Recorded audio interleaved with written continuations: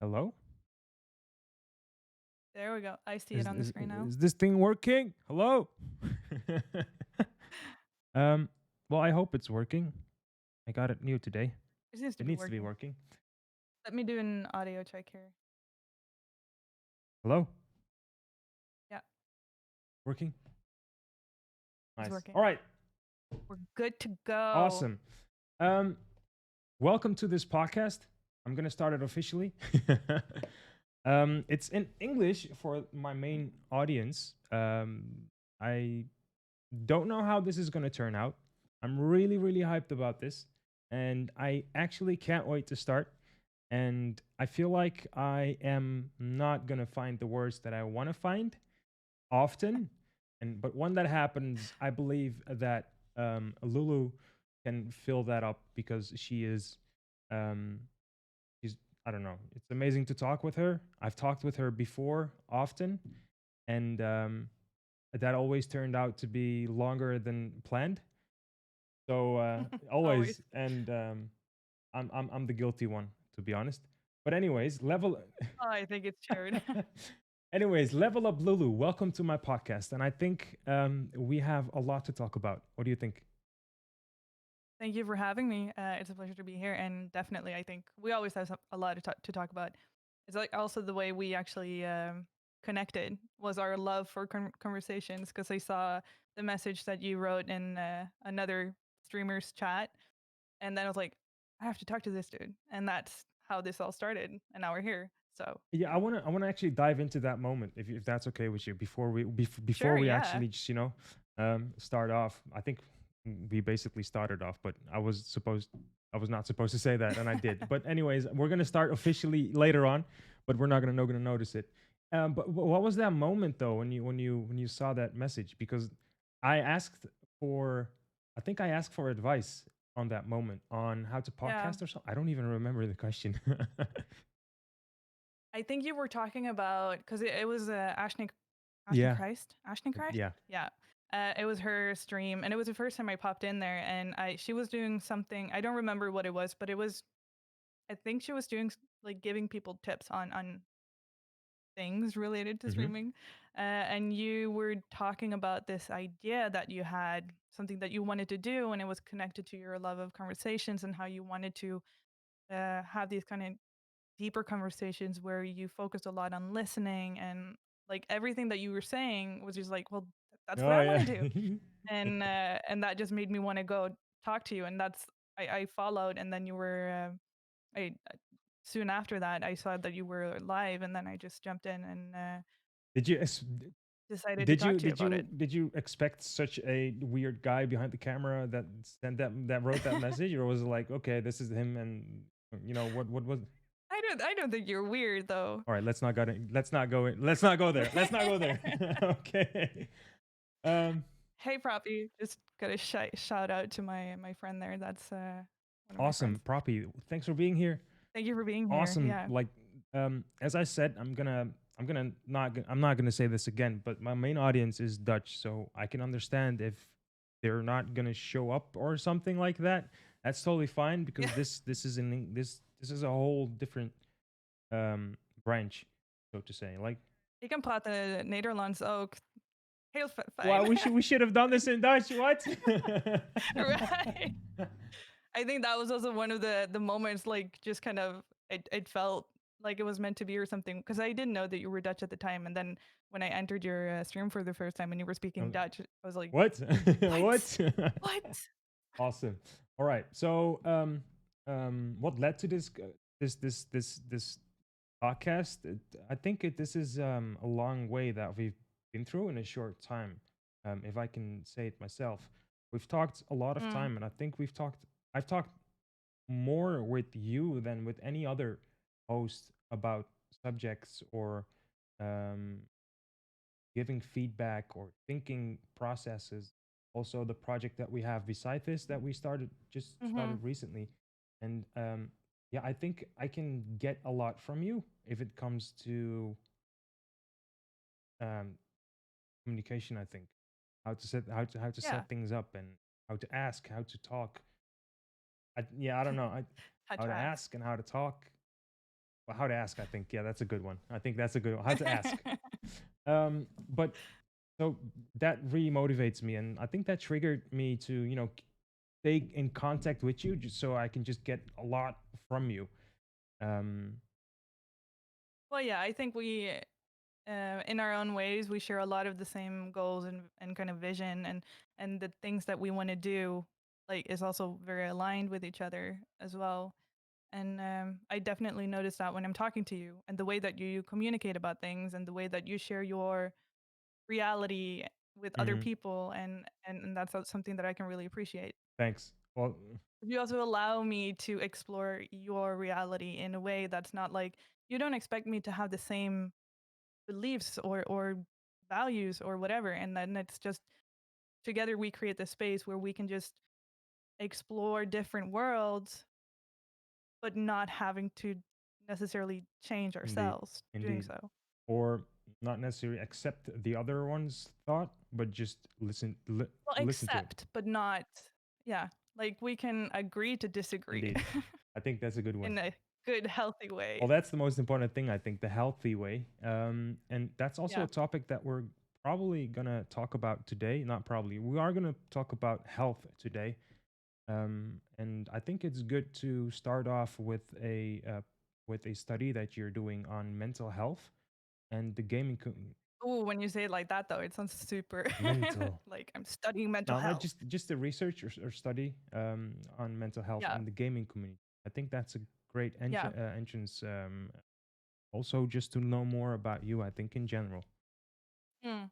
Yeah, I can talk about what I'm studying.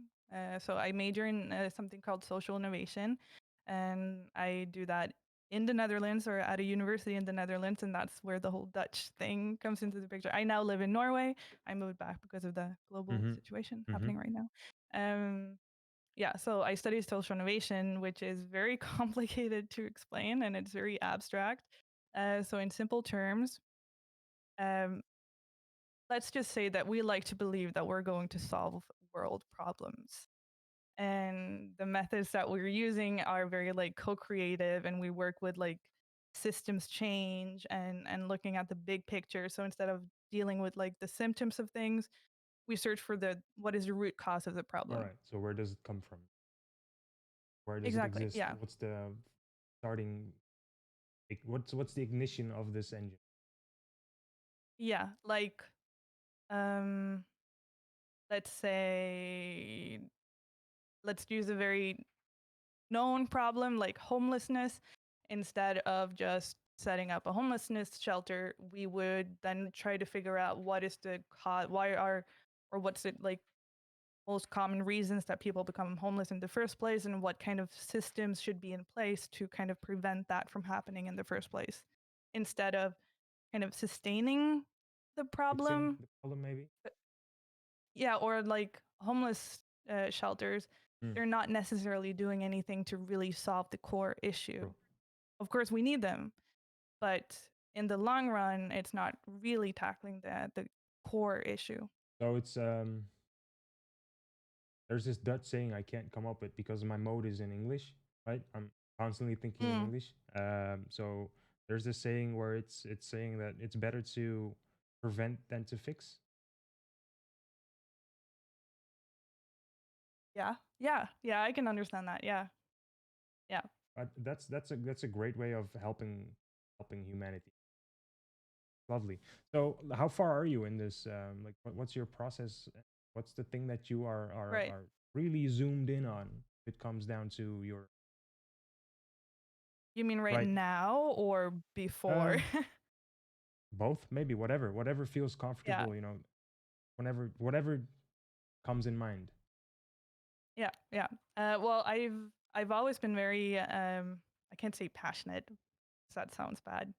But I've been very focused on mental health and like healing and self love, self care, and all these things. And of course, that's also part of my own personal journey with that and through that.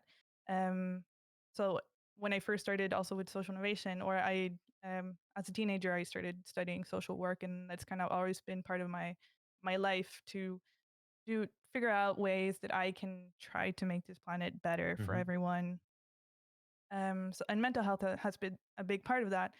But after I entered social innovation, I started focusing a lot more also on like sustainability and what we call regenerative design and stuff like that. So also really broadly trying to find ways to heal the planet as a whole. So everything. And that has been my focus for the last years. But if you read I think you read my blog post I did, but where I was writing, or I wrote about how there's been kind of a change now, and of course I care about that, but I also noticed that I needed change, and like the whole broadcasting streaming thing is very new Mhm. for me.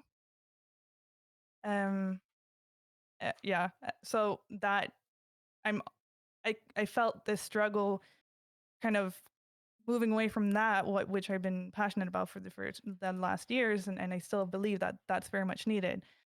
And also now trying to figure out, okay, but I don't just want to stream. I also want to see how can I do this and also still have positive social I impact. think you have a really great start as a streamer, Mm, because you still did not, like, you still did not stream yet. You're gonna you're never, you're gonna start exactly. soon, and I believe that I can give you, well, in the most humble way possible, that I can help you out with, how to be relaxed, how to talk, trolls, Mm, whatever, the whole streaming thing, because I've been here for a lot of years now, maybe 6, 7. Before this, I streamed on a different platform, but never really became a popular streamer or whatever. I always stayed with my friends. Um, right. But you have like 2,000 followers on Twitch. I mean, yeah, it doesn't say anything. okay. Does not say anything, because Was that a lot of follow for no, follow? not at all. I think like Mm. 400 of them are follow bots. I can't do anything Oh about it. yeah. I'm seeing that Twitch is doing stuff about it, because I'm like gaining followers and losing followers at the same time, so it stays at Yeah. 2000s ish.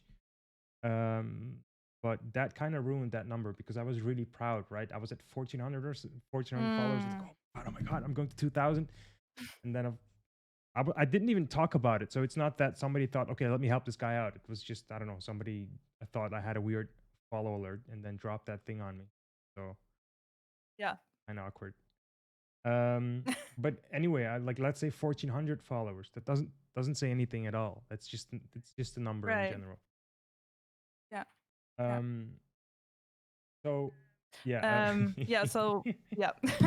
awesome. So going back to my graduation assignment, because I'm now nearing the end of my education, and I got the go ahead from my teachers to combine my graduation assignment with the whole broadcasting on Twitch and like being a content creator and everything. So that's really where I'm at right now because I just started with that, and I would love to do this in a way that is, like I said, creating positive social Hmm. impact. And I also really would like to focus on mental health because I've also observed during my short time here that there seems to be a lot of the oh, a lot of the people that come into chats often express a need to be seen and heard, and they're struggling a lot in their personal Yes. lives. So that was kind of where I started off my research as well. I just thought, thank you for licking my Yeah. face. Don't give it attention. um, Thanks for the follow, yeah, Josh. I was talking about don't give the stream elements attention because it gets weirder. He gets weirder. Thank you, Josh, for following. Thank you. You're amazing. Thanks for the advice, by the way. I've noticed it. oh, oh, okay, okay, That was I'm with that. you. Um, yeah, so I started my like my analysis or my research, like what is it that I want to do, and I was focusing on mental health within the gaming community. And the more I read about this, the more I realized that this is actually a pretty big problem. And I like I said, Twitch is new for me and broadcasting is new. Like I've been playing video games since I was a Hmm. kid, but it never really dawned on me that this was something that I could share with the Yeah, world. yeah. Kind of. I knew a couple of people that streamed on Twitch, but um, yeah, like More than that. it was just it was so far away from my reality. Did it feel Um, awkward to stream or to think, not to stream, I haven't well, I haven't to even started think yet, about, right? just to So think about streaming, like because yeah, visualization is the first step of thinking, right? definitely, yeah, Fantasizing is the first step of thinking. So you probably fantasized you sitting in a chair and a camera in front of lot, you, yeah, chat moving a little bit. yeah. So was that awkward or was it like I don't I've been through a lot of different stages with that. I've had because I also have like social anxiety. really? Like I yeah yeah, and most people don't think that because weirdly enough, like I also consider or I identify as an introverted person, but most people experience me as an extroverted person. It just means that I need alone time to kind of recharge my batteries.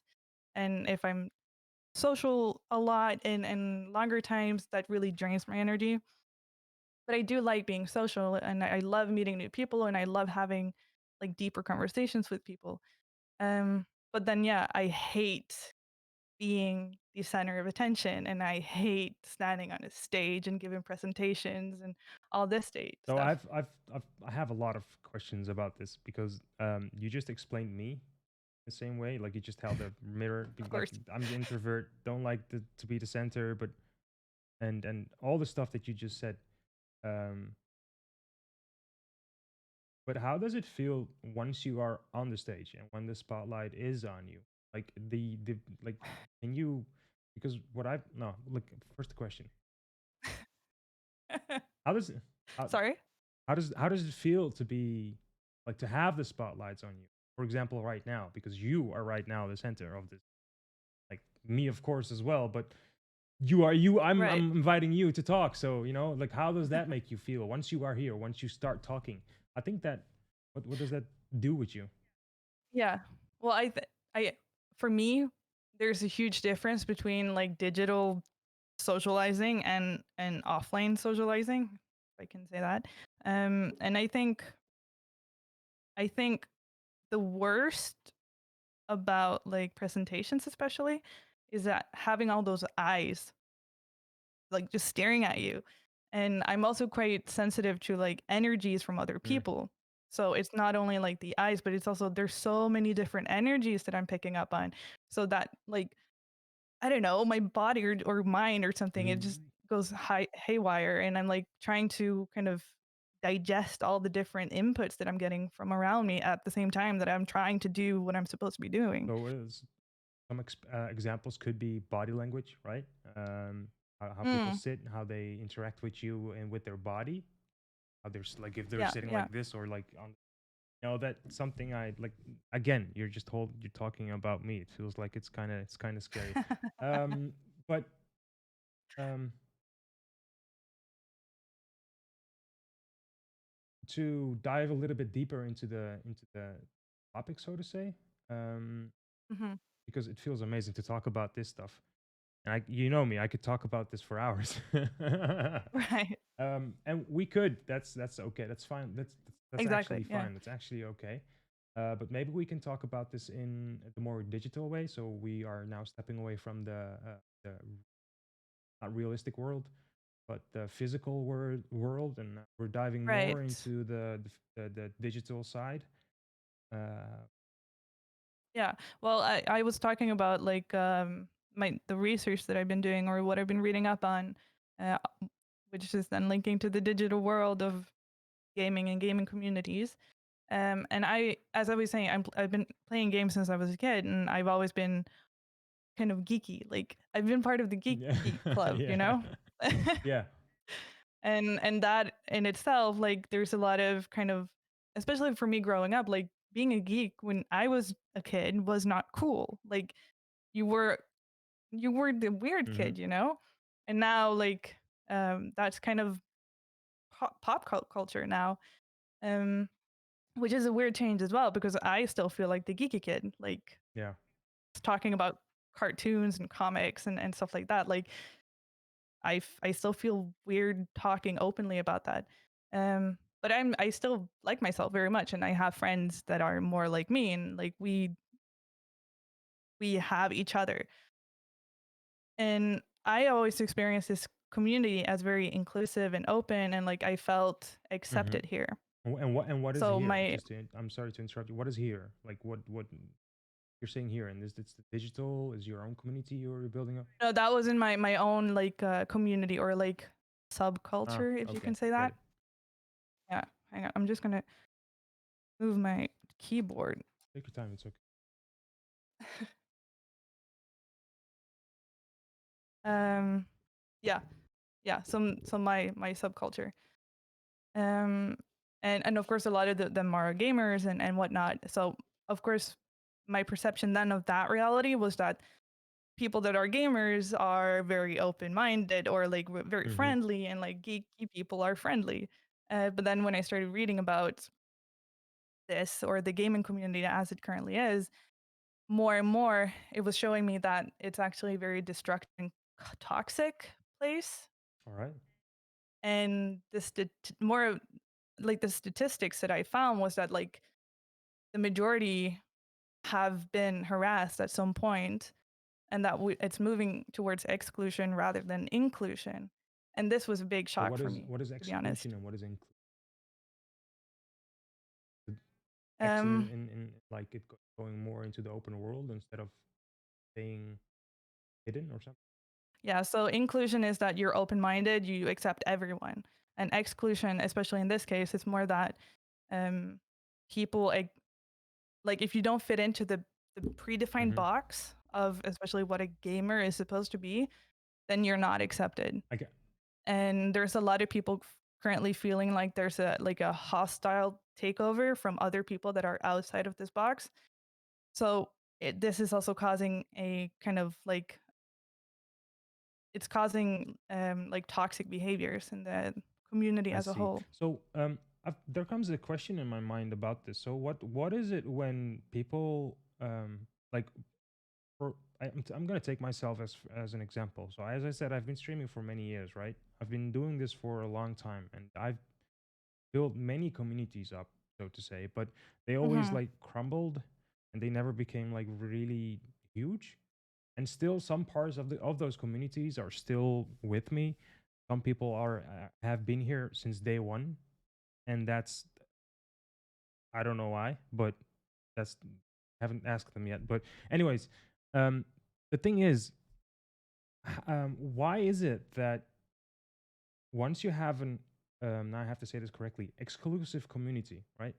Why is it so Hmm. hard for people to come in, but once they come in, it's really hard to go out.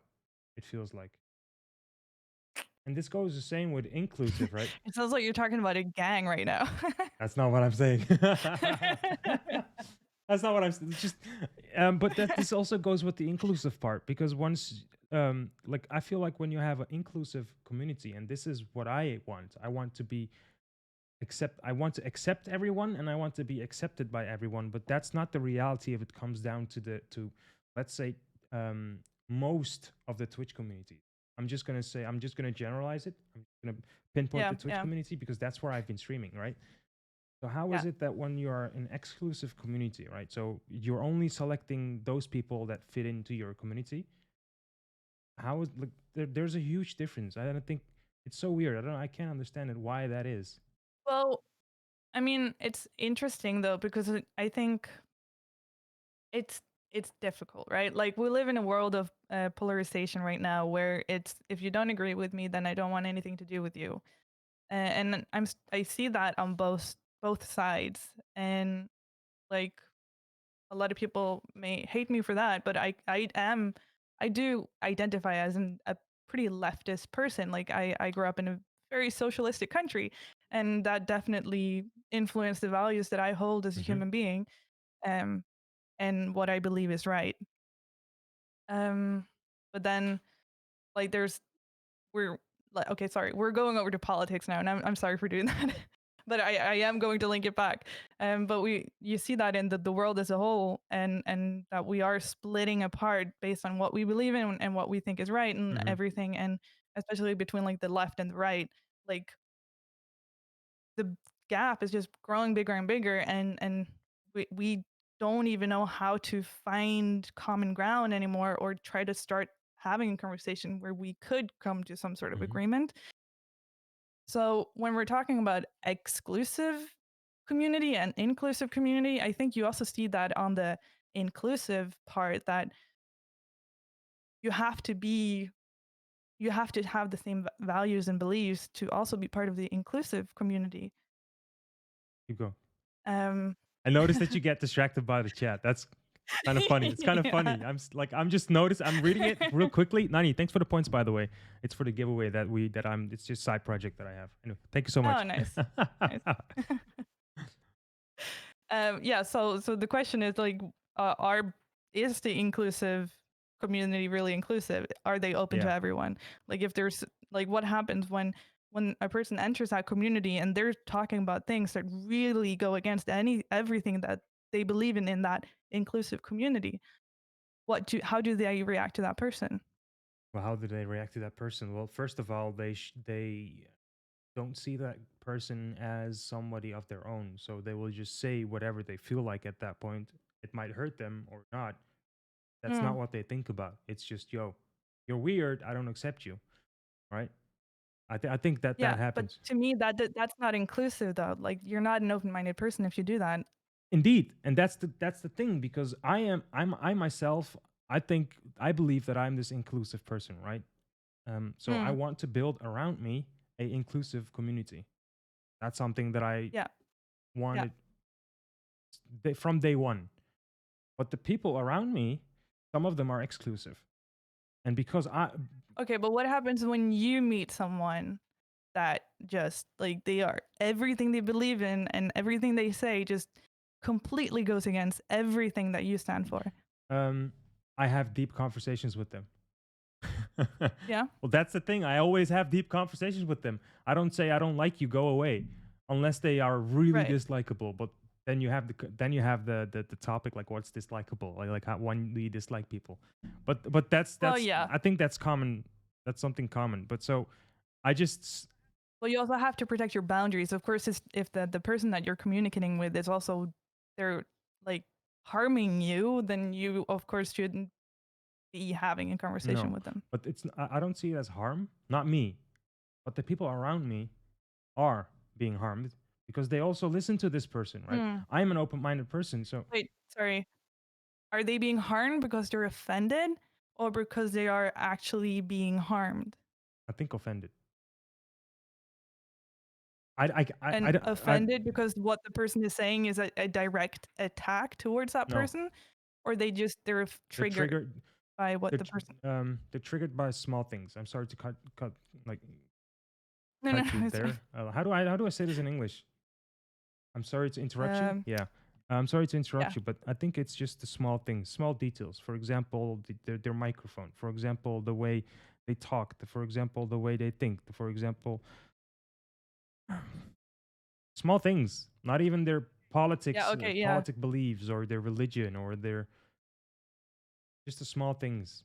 The games they right. like to play or not like to play. For example, just Because I think for me there's a huge difference between being offended and being actually harmed by someone. Because when I'm talking about being harmed by someone, I mean that they're really trying, like their intention is to hurt you and to cause you either like, well, obviously physical pain, but also like mental. um emotional or mental. Yeah, And in those instances, you of course you have to like protect your boundaries and like don't accept that kind of behavior. behavior. But if it's because you're offended by something that a person is saying and you don't want to talk about it, then you're also not giving the other person the opportunity to grow. True. So, um, this was not based on a tournament that I did. By the way, Ghosty Geese, thank you for the follow. Thank you so much. By the way, check out Level Up Lulu. She hasn't streamed yet. She is gonna stream soon though. Yeah, he's one of my Oh, peeps. I haven't actually talked to him before, but we started talking the other day. I stalked him everywhere. He's a really cool person. all right. So maybe you got a new stalker there as well. Let me write down his name. But he's one of those super open-minded people. Awesome. Um, that's also something that we are going to talk about, by the way, open-minded people. Well, we're talking about that right now, but um, bringing them together, I think that's both of our goals. Fellow fellow stalker? Yeah, cat is my stalker. I don't want to. Oh. Don't give her attention. This is like my stream. No, no, I'm kidding. I'm kidding. I'm kidding, cat. Oh, welcome, cat. It's important to stalk people. I mean, how are you supposed to get to know people if you don't stalk them, right? Yeah, I think you're right, but that goes in a healthy way. I think. Yeah, I am kidding. I hope you know that. I know. No worries. uh, all right. No, of course I know. But again, though, everyone has stalked somebody in their life, right? In a healthy way. Please say yes. Yeah. You mean like on the street? No, just Outside their no. home? I think the first. Have you seen the Netflix series? You. No, I know of it.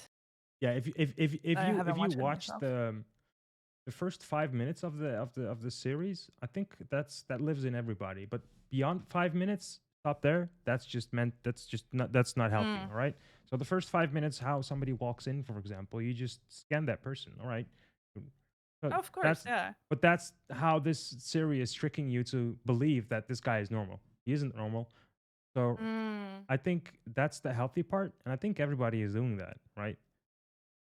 It's just in human nature. Unless you have zero interest in other people around you, then that's something else. But I don't believe that exists in humans, That would be psychotic I guess. or sociopathic. Yeah, I don't know. maybe. Anyways, I lost track of where we were. So we went from that to talking about stalking. Yeah. A ghosty geist? Your stalker? Cat, my stalker. No, I'm Oh, his you are stalker. his stalker. Yeah, I turned the words. No, I'm sorry. All right. So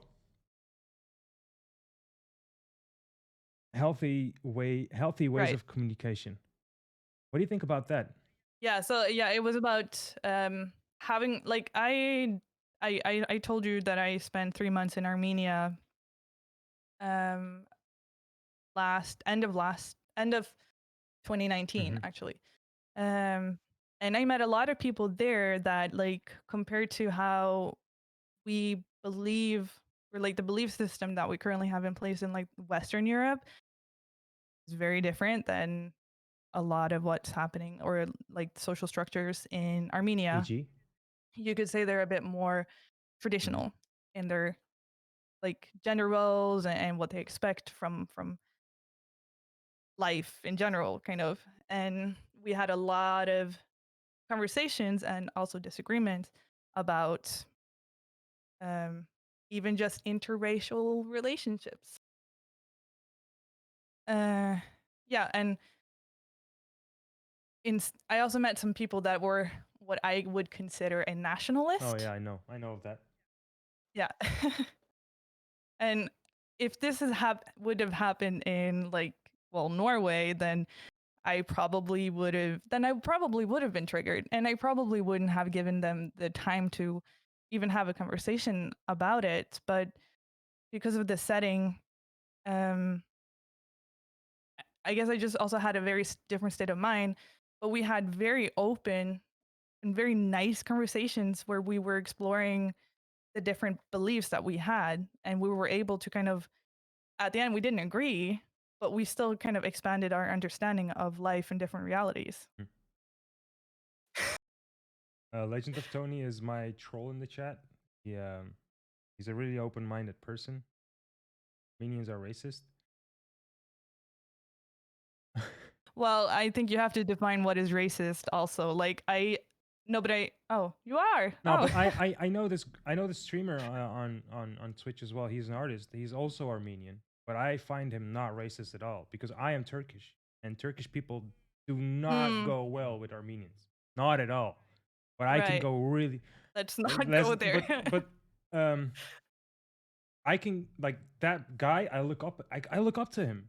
He's such an amazing guy, and every time I come into a stream, he knows that I'm Turkish, and we just have the best conversation ever. You Yeah. know. Yeah. So, what do you mean, Tony? Not like that. Armenia's parents traditionally want you to marry either Armenian, but that's also with the Turkish Mm, parents. My mother wants me to marry a Turk, so that's a normal thing, I think, man. right. But they like I was having a conversation with one of my colleagues. I was volunteering over there, and we were talking about like um how there are more and more different, or how Norway or like Western Europe is becoming more and more multicultural, and they were so like um afraid on my behalf that the Norwegian people would die Yeah, out because we were mixing our genes together with other people and blah blah blah. I was like, what? yeah. It's almost the same with like I know exactly what you mean. You have Turkish families that think the same way as this. Exactly the same. Mm. Exactly the same. But of course, I especially because I was in Armenia, part of my the minor program that I was doing, which is in was in international development work, and of course you have when you do that, when you also anytime you visit another country, especially when you know that the culture is going to be Mm-hmm. very different than the one that you are used to, you can't go in there and expect to like, oh, I'm going to change people's minds when I go there. Like you have to understand that you're stepping into a Yeah. different world and you have to be respectful of that and not judge them based on that. Like Norway used to kill people for not being Christians, you know? Like Yeah. It it's it goes yeah, like it culture goes is back into fluid. history. If you understand the history of a country, you can level up with them, right? You can yeah level up. Level up. That was not intended, by the way. But anyways, oh wait, ah goes really deep in my mind, guys. No, but you can level up with that person. You can level up with the people you want to talk about, and I think that's the most important Mm, thing. If you know the backstory, if you know the history of somebody, you can adjust your everything, your mindset, the way you not accept, but not take. Um, and I believe that if this goes both ways, you can have a weird chemistry that opens up conversation hours, hours. definitely, definitely. I had some pretty weird conversations while I was in Armenia that I never would have had if I would have been like triggered or offended by that person having those Hmm. beliefs. So what? And I think moving forward as well, for the sake of like peace Hmm. in the world and whatnot, we also have to try and find a way where we can like when where we can have conversations with people we don't agree with, and we have to find common ground, and we have to find a way where we can coexist with each other even if we don't believe in the same Indeed, thing. I've watched this TEDx talk of a woman. She was beginning her speech with, "We have to, if we want peace in world." She referred it to religions. Religions need to know each other, and to know each other, you need to lower your guards, right? Lower your guards, you need to, and then at the end of this, so she goes on with this steps that she thinks people need to take. Um, and at the end, it just comes down to be open minded. Don't judge Hmm. the other.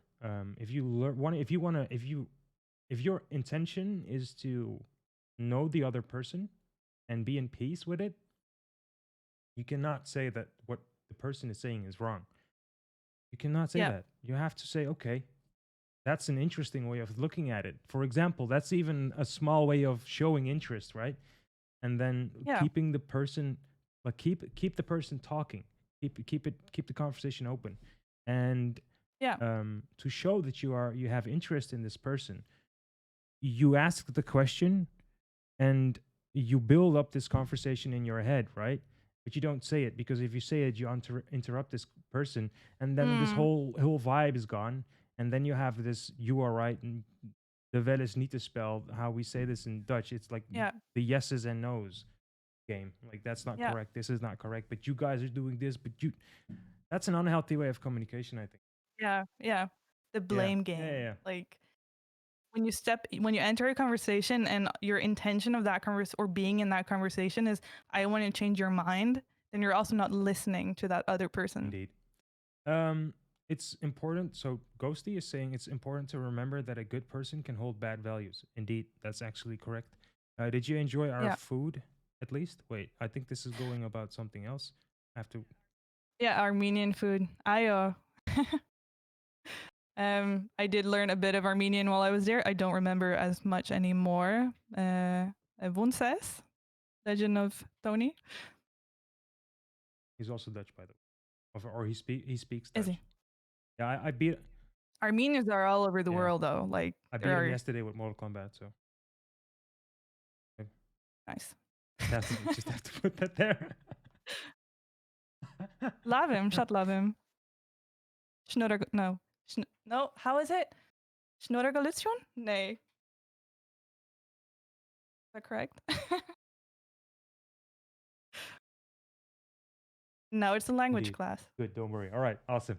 Okay, dude, I didn't even know you were Armenian. Did I know that? I didn't know it. I'm just learning that right now, by the way. I think I might have forgotten. I'm bad with these things. So just to dive even a little bit deeper. So I think we're just gonna dive deeper and deeper. I think we can visualize this as a scuba diving lesson or a session. We are on the water and we're right now Yeah. at the top of the sea and we're slowly diving a little deeper. I think that's a Yeah. that's a safe. Oh, that's a conversation I would actually love having as well. Like, how do you say that? Cologne? No. Coloniseren? Is that a Dutch word? Coloniseren? Yeah. Colonizing other planets. Yes or no? I think yes. Depends on why we go there. Yeah, like they want to colonize Mars, for example. Like that's a big project right now. This is definitely completely off topic of what we're planning to talk about today. Yeah, I know. I feel like I'm not. How do I say this? In the Dutch language, like when I do the podcast in Dutch, I feel like I can not follow the conversation because I am following the conversation right now, but I can lead the conversation a little bit better in Dutch. In Dutch. In English, I just listen and then I process it, and then I feel like I'm a little bit too late because the gaps are. Anyways, if I'm talking too quickly, I do tend to do that sometimes. Also, like just tell me to slow down. yeah, I normally I do that, but this time I'm not doing it. Maybe because we're doing this in English. This is a great experiment for me as well, as I think I'm gonna do the English podcast more often. So it's a learning curve, and I love it. So thanks for that. And yes, you are speaking a little bit. Proppy, thank you so much. You are speaking a little bit fast, but I had this. Yeah. No sorry. worries, don't be sorry. It's good because it's up to me to slow you down. I'm your brake, right? I brake. I say go. Anyways, I did this with a friend of mine that I podcasted as well, and I feel that I interrupted him too much. So I'm trying not to interrupt you and say yes in my head instead of in the microphone because that distracts and all that stuff. So I'm trying to learn as well. I'm trying to improve in podcasting and all that stuff. Anyways, I'm just gonna say this topic then, and I'm just gonna release the brakes. All right, are you ready? By the way, this is something you said I shouldn't be doing, but anyways, I'm gonna do it. I love it. Loneliness and gaming. So loneliness and gaming is a topic that right. It's just I'm also gonna be your steering wheel, by the way, right now. So I'm just. Yeah. So this goes back to again the research that I was talking about at the beginning of this whole thing, and yeah. So what I was reading about, and I found an article or an essay that was talking about what they called for dark participation, which is like an umbrella term for like all these destructive and toxic behaviors that are happening in the gaming community, like cyberbullying, doxing, which I just learned about. Didn't know about that before. Okay. Do you know what that is?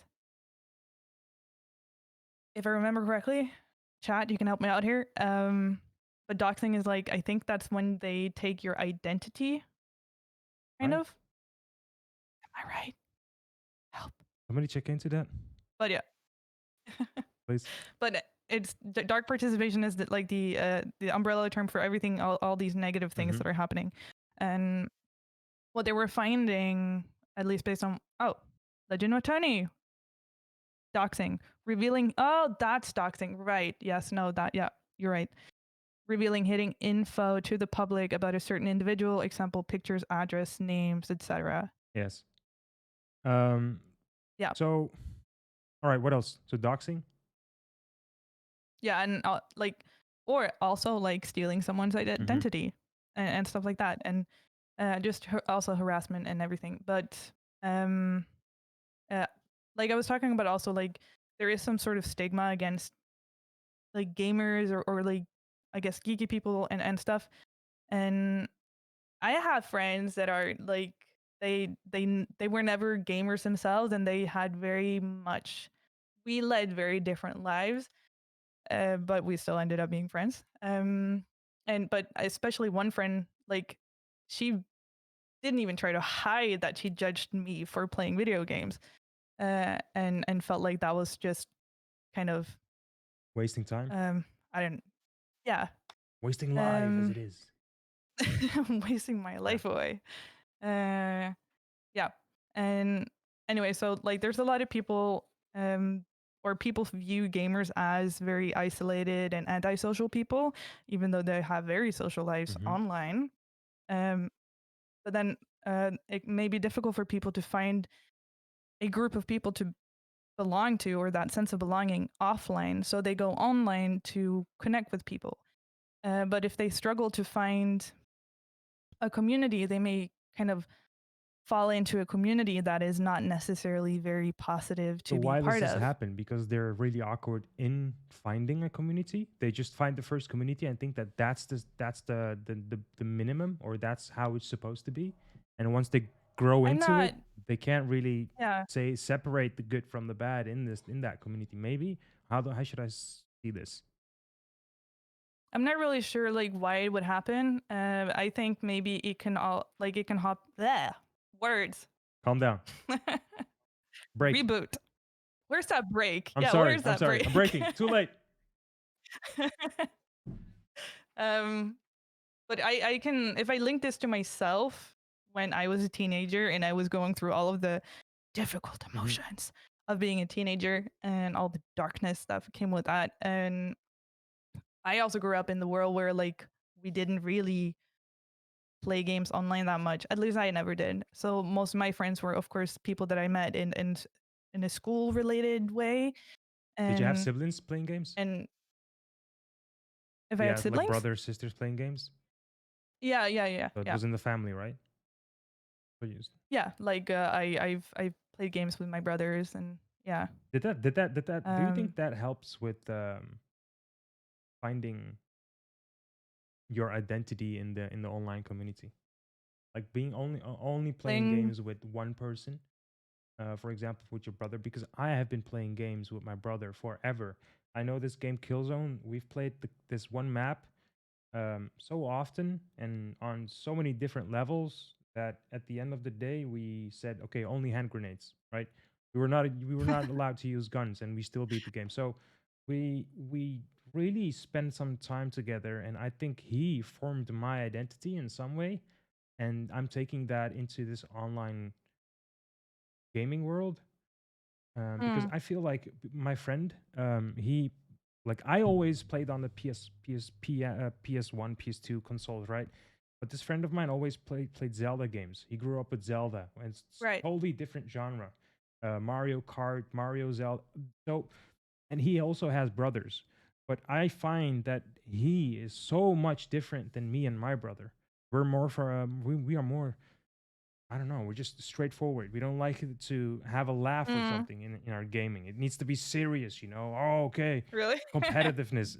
Not really that, but they Right. are just laughing, having fun. Zelda, fixing puzzles and whatnot. Storyline. I hate storylines. I can't. I hate Really? storylines. I can't. I cannot find, Oh, I love it. except for The Last of Us. That's the only game. But you know Mm, why? Because I played it with my brother. Right? If I play a game yeah. alone, I can't do it. When I play it with my brother, I like The Last of Us, best game I played in my life. The first one, right? Yeah. I still have to play it through them, actually. I would recommend you doing it. But anyways, it Yeah.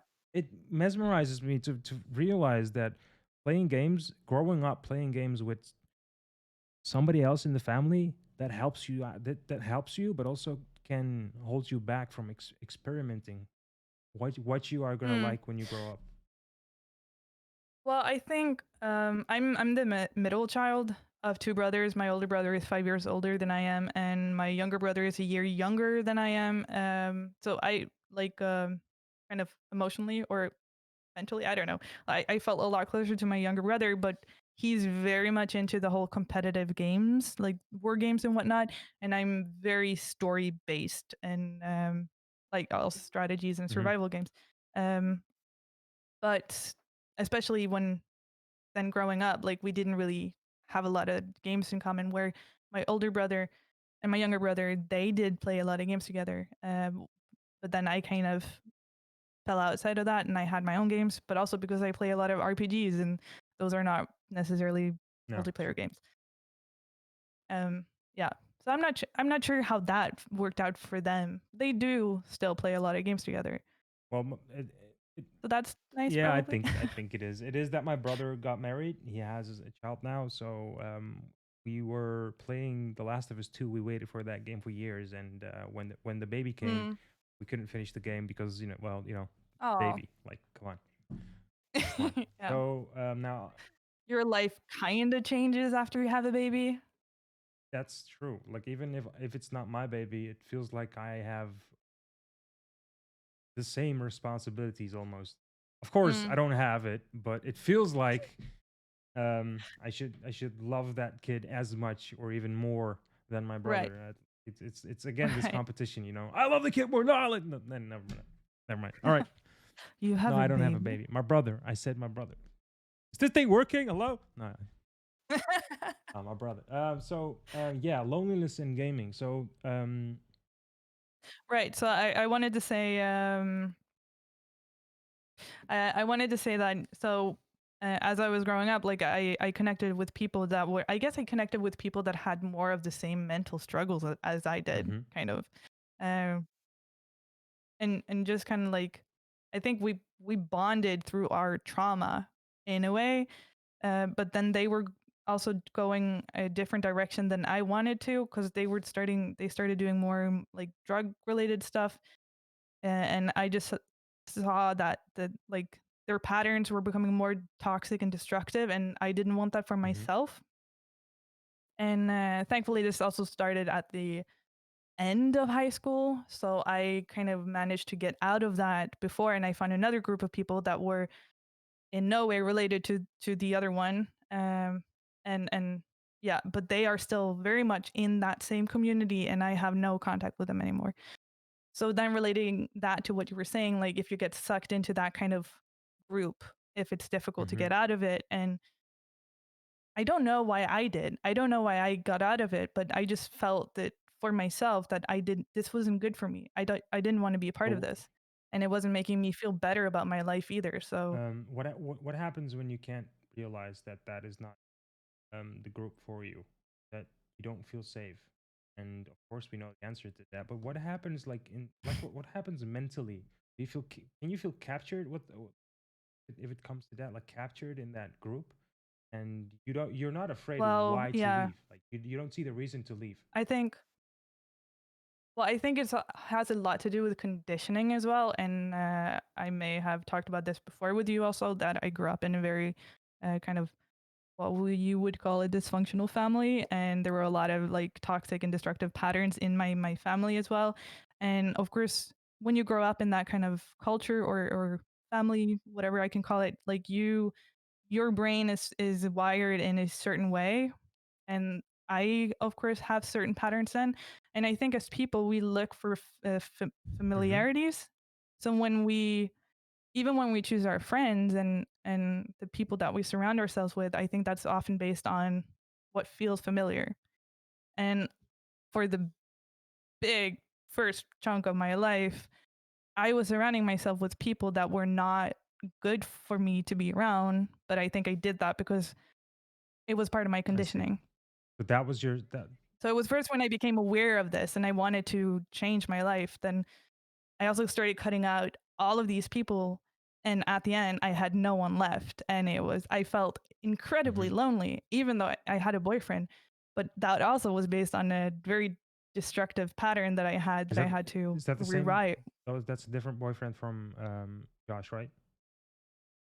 All right. Yes. Just I'm just talking super openly about like I hate my yeah. relationship, and he's Yeah. sitting right That's next to me. just to make things clear. I don't want to be in the middle of a, No, of a war. this This was one's this one's for you, Josh. from 19 to this was from 19 to I broke up with him just before I turned 25, and it was a very, very incredibly destructive relationship to be in. What happens when you break that tie? When you break that knot? You go through a lot of growing pains, Right? because you have to push yourself outside of comfort zones. Like you have this comfort zone that's actually not good for you, but it's still what you know. And then when you step out of this comfort zone, even though that other place is actually better for you, it still feels you're still going to go through some sort of pain. Indeed. Like the pain. Like when I talk about pain, I usually feel it within the muscle, like the heart muscle, just the heart in general. I've did this, not even a research, but I always grew up with um, this emotion. When I feel pain, it comes through my heart and not with my brain, right? So there is this thing in my religion, and I'm not going to talk about religion right now, but there's this thing about um, feeling pain or thinking with the heart in my religion. So it's often referred as thinking with the heart, right? Don't think with your brain, but think with your heart. And recently, they are doing studies about this, where they transport heart, like donated hearts to people that need a new heart, and they kind of change in their behavior, and I've heard that they as well, start to actually. see things, they start to like things that they didn't like. For example, if somebody didn't like sports, with this new heart, they all of a sudden can't think of anything else than sport, right? So um are you still there? No, I thought she all right, she froze. There was this little stutter up before, and now she's gone, I think. Wait, let me.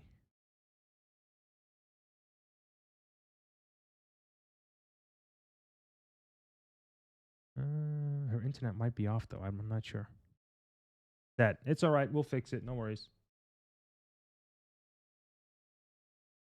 Rip. Yeah, rip. I'm not sure if I should disconnect from the call and then call her again, or I should just wait. I'm not really sure. She's not in an awkward position, so that helps.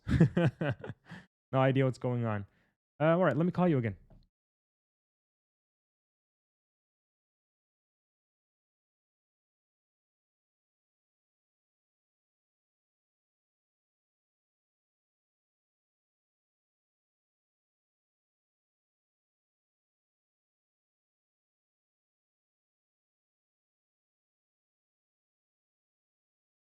Thing. This might be me though.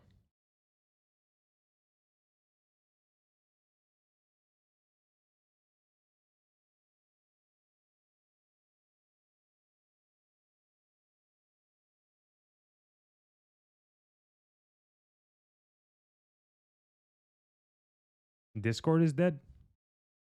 F. There's no build. I know, Chess. I know. Discord dead. Yo, no, I think Discord is kaput. Ay, ay, ay.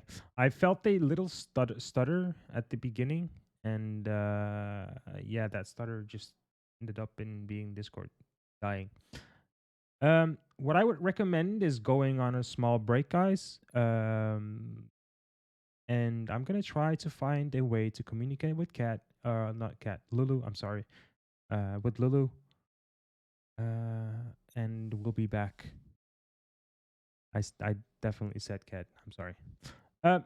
Be right back. We're going into break. Break time.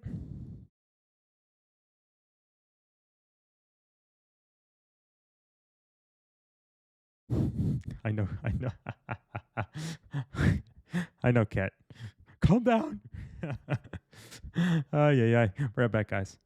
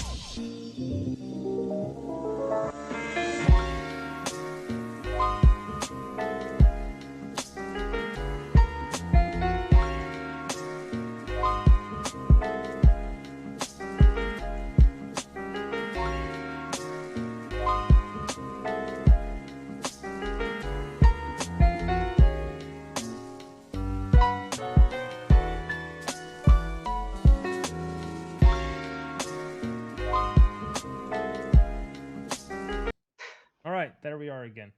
Welcome everyone. So this is Google Meet, and as you can see, the quality is not that great.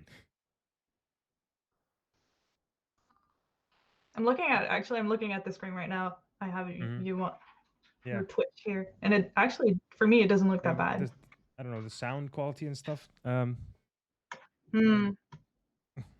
For me, it's okay. I can Yeah, do yeah. this, right? I can do this, but I don't know for the chat. Chat, what do you think? You guys are the one that can help us out. If you guys can listen to this, I feel like we can continue. If not, then we are gonna call it a day. So please let me know. Please let us know what you guys think. Did you try Discord again? Yes, we tried. We did it. Yep. We did. We also tried just entering a voice channel, but that also didn't work. Rip. Indeed, rip. Looks good. Yeah, there's a lot of background noise. I don't know. I think with Discord, I think you had this tab with how much your microphone is gonna let it go through. Right now, Mm. you don't have that, and so yeah, that's I don't know. It doesn't bother me, but chat, it's all up to you. Purple Chess, how do we know each other? We talked about it at the beginning of the podcast, mate. It was in Yeah, somebody else's chat. I asked I asked a question yeah. about something, and then she replied on that question, and from there on, I stalked him. yes. Oh no! So This is why I want wireless. I just pulled the ooh, headphones out. F. So yeah, I'm clueless right now. Do we continue or do we stop? I have no idea. Because now you said you don't mind. I don't mind either. We could just continue. I think I'm not sure. While we're at it, Yeah. screw it. We're gonna do it. Okay. Okay. Well, what were we All right. talking about though? We need someone to like transcribe the whole thing. Yeah. So we were the subject that we were on was loneliness in gaming. Uh, by the way, boom. I'm sorry. The overlay is gone. Uh, so all this work that you did is for nothing, I guess. I'm sorry. Anyways, well, let's continue. We were talking about loneliness in gaming, but we were briefly going over it. And I was talking about The Last of Us, and I was talking about how I felt about, Oh, yeah. I think maybe we were talking about patterns, like in the Mhm. mind, and like how breaking patterns and stuff like that. Well, we didn't. that we last thing we didn't talked about? really say the patterns, but it could be patterns. Yeah, it could be patterns if you look at it in some way. Um, Well, no, I mean, because I was talking about like my relational patterns and how I had surrounded myself with certain kind of people, what it made you feel and like to stop being around those oh people. yes, yeah, yeah, yeah, Kidding. and Okay. good job. Awesome. Awesome. Yeah, so I came to a point in my life where I just like said, "Fuck all y'all! Like, I don't want you in my life anymore. I don't need you in my life anymore." And I started. Nice. Jar! Thank you, Jar. Thank you Congratulations. so much. By the way, guys, don't forget from my chat, don't forget to follow up Level Up Lulu. Don't forget to do it because she's gonna start streaming soon as well. And she's all about like Yeah. we're gonna talk about it as well, but she's all about um healthy community, gaming and community. She wants to start up like this whole project of hers and like I don't know. I did not feel any negativity around her. And once you get to start talking with her, like there's no stop button. Like Oh, she's amazing. Josh, Josh, you're amazing. you lucky bastard. All right, keep going. Like let's go. Okay. Anyways, um, So, so we were gonna dive into yeah. What? How does it make you feel oh when yeah, you stop? and we were talking about like comfort zones and stepping out of the comfort zone and the pain around doing that and all that stuff. Um, I don't know why I did that. I don't know how I managed to do that because it is very difficult. And I think human beings are social creatures and we all want to feel like we belong somewhere. And then this also goes back to then when you find a group, just find a group, whether that's offline or online, where you're kind of accepted, it's very difficult to let Mm, go of that. I was in a very bad relationship for 5 years, over 5 years, where I was mentally abused, but I still felt that it was too terrifying to step out of that relationship because I didn't know who I mm. had Mm. outside of So that. at that point, did you still have the family, or was that something? I'm not sure if I wanted like no. Well, All right. Okay. I mean, I had my family, but my family was also like that. That was also a very toxic environment to be in. I don't know if this is going to be a Um, personal question. You don't have to answer it if you don't want to. But was the reason to not necessarily step away, but break from the family to start up this relationship, hoping that it would be this healthy thing? I don't know if you want to go there, but you mean that yeah, the yeah, then relationship? back then. Um, I think. Um, well, I came like there's so many layers to that whole story, and it also came from the part of like I grew up not feeling loved, and this is also one of the reasons why I love is one of the topics that I work with a lot in my both personal life and professional life. um so I think when you and this is also going back to the first podcast episode that I have with One Josh with our Wonderful, by the way. podcast. If there's somebody that can link in the chat, please link it. Maybe Josh or maybe you can do it while we're talking. I'm not sure. I should have done that, by the way. But if there's Yeah. somebody that can find that, um please post it. Yeah. Um, right. So I was talking. Okay, I'm trying to do two things at one time. Can I do Okay. it? Okay. Yeah. Share link. Really professional of me to do this. Oh wait. Oh yeah, of Whoops. course. Oh, I'm not allowed I can see the to. link. I'm gonna repost. Okay. Nope. So yeah, I grew up feeling starved of love, and I think when you're starving, you don't really care about what, like, let's say with food, like when you're starving, you Mm-hmm. will eat anything, and that was kind of the case for me in love, and I was just so starved for being loved that when I found this person and he loved me or loved me, I don't know, he loved me in his own way. Did you know back Um, then what it really felt to be loved as a no, I had no but you idea. were still craving is not the word, I think. You were still looking for this Oh yeah, this warm feeling, right? This thing that called love. yeah, because I think that's a very human need to feel loved, and so I think it's one of the things that we search for in our entire lives, is for that feeling. But I think a lot of us also grow up in environments where we're never taught how to actually love. We're not taught how to love ourselves Mm-hmm. or others. And when also, especially when you don't know how to love yourself, you also don't know how to accept love from others or what kind of love you should be accepting Yeah, from that's others. a really important thing. I because I come from a family that's where the that's this warm feeling, this safe environment was Hmm. key. If that wasn't there, my parents would work on that safe thing.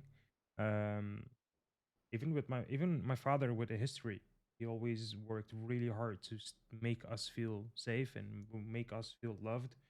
My father was good in it in his own way, right?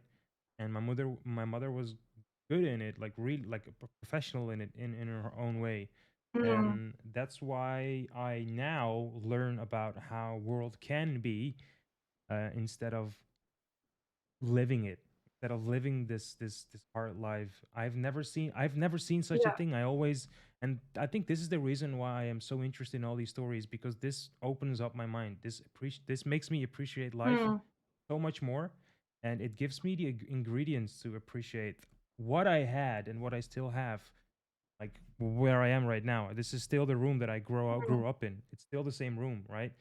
I didn't get out of it. This is Damn. such a safe environment for me, but I also noticed Yeah. that this safe environment is holding me back from experiencing, and this what we're Hmm. doing right now helps me so much with that. Right after this podcast, I'm gonna sit Yeah. down for maybe 2 hours, and I'm just gonna ponder on all right, what is there that I can appreciate about, and every moment I will find something, and I will just drown in this information. And this is happening to me every time.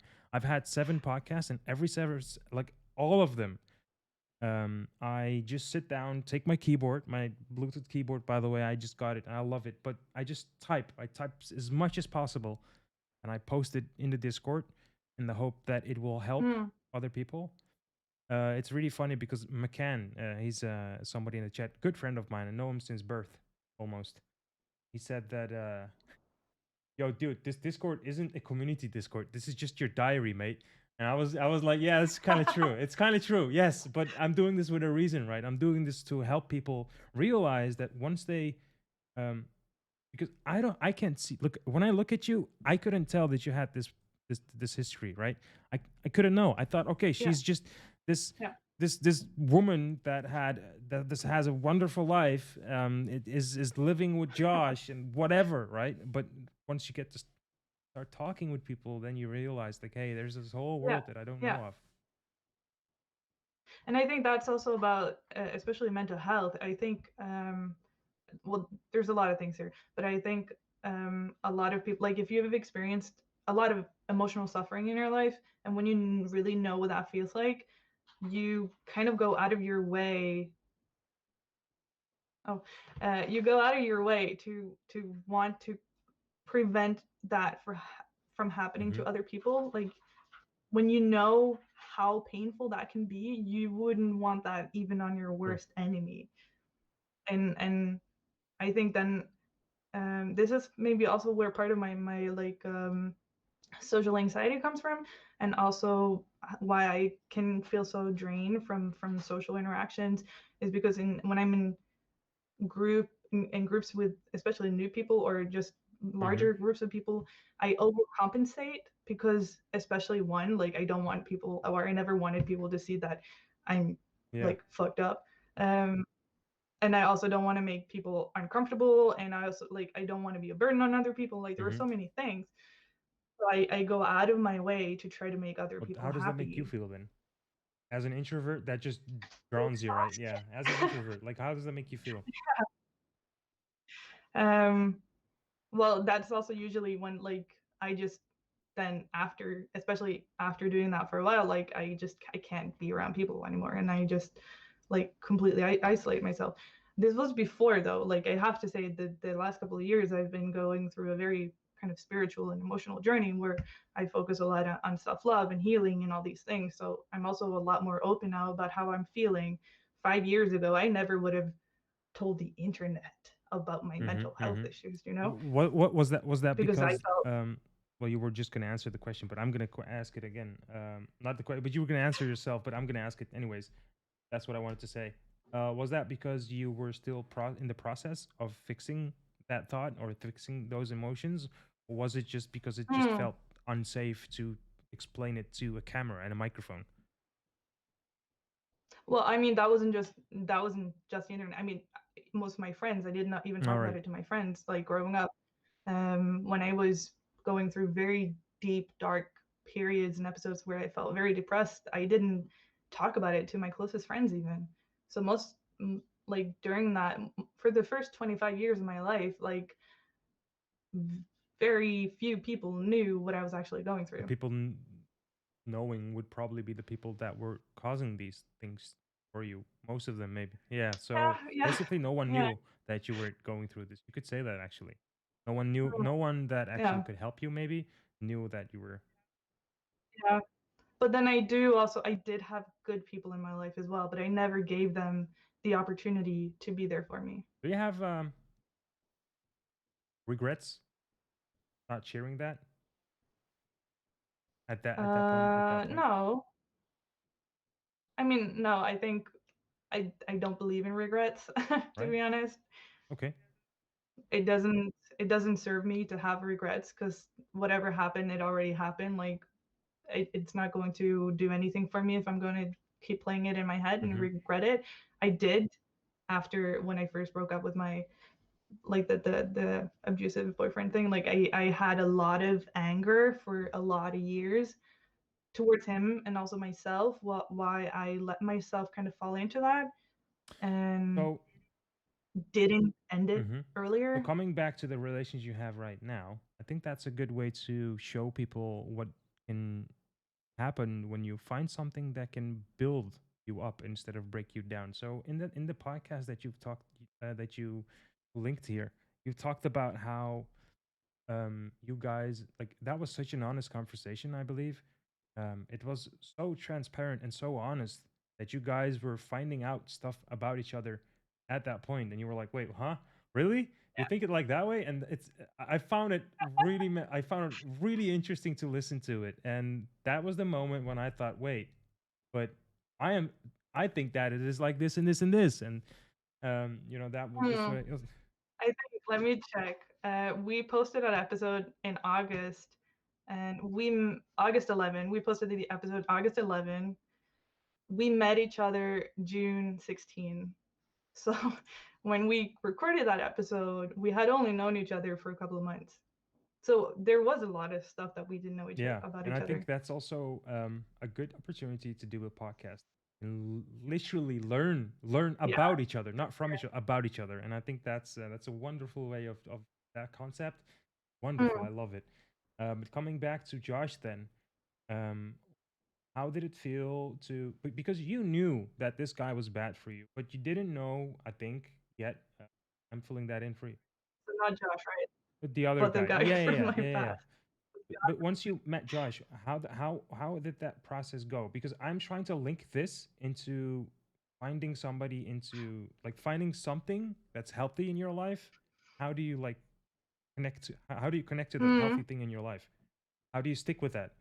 So after my other so from 19 to 24, I was in that relationship, and then I went to a festival in the Netherlands actually, um, and and it's bad, but I met another person there, and meeting that person, it like woke me up, and I realized that I cannot go back home because also like it was a whole thing Mm-hmm. like going to that festival. It also created a lot of drama because like my ex was very controlling. He didn't want me to go do stuff without him and blah blah blah blah. But this was also part of like about a year before this, I was really trying to like make Mm-hmm. myself stronger because I wasn't feeling good and I didn't want to live that way anymore.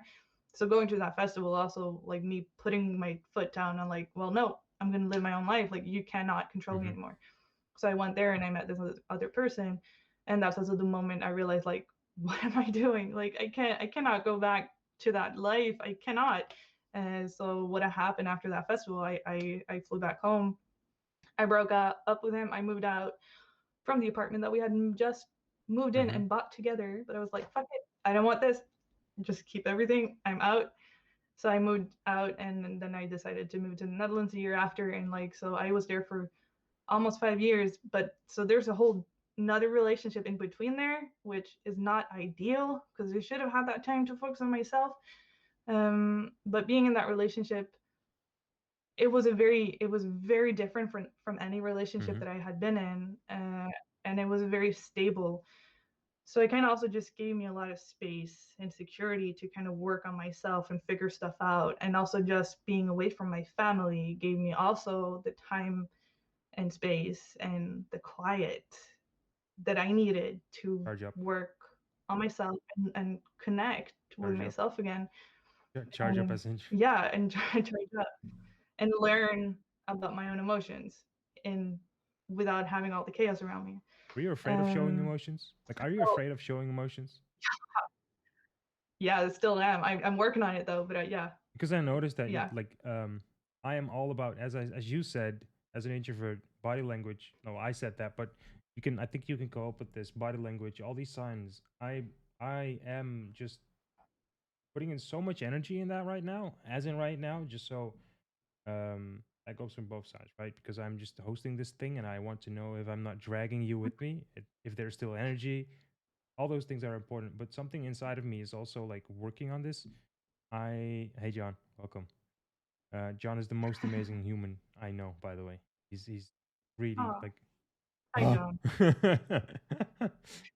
He's also someone from almost day one, actually, when I still was drawing on it.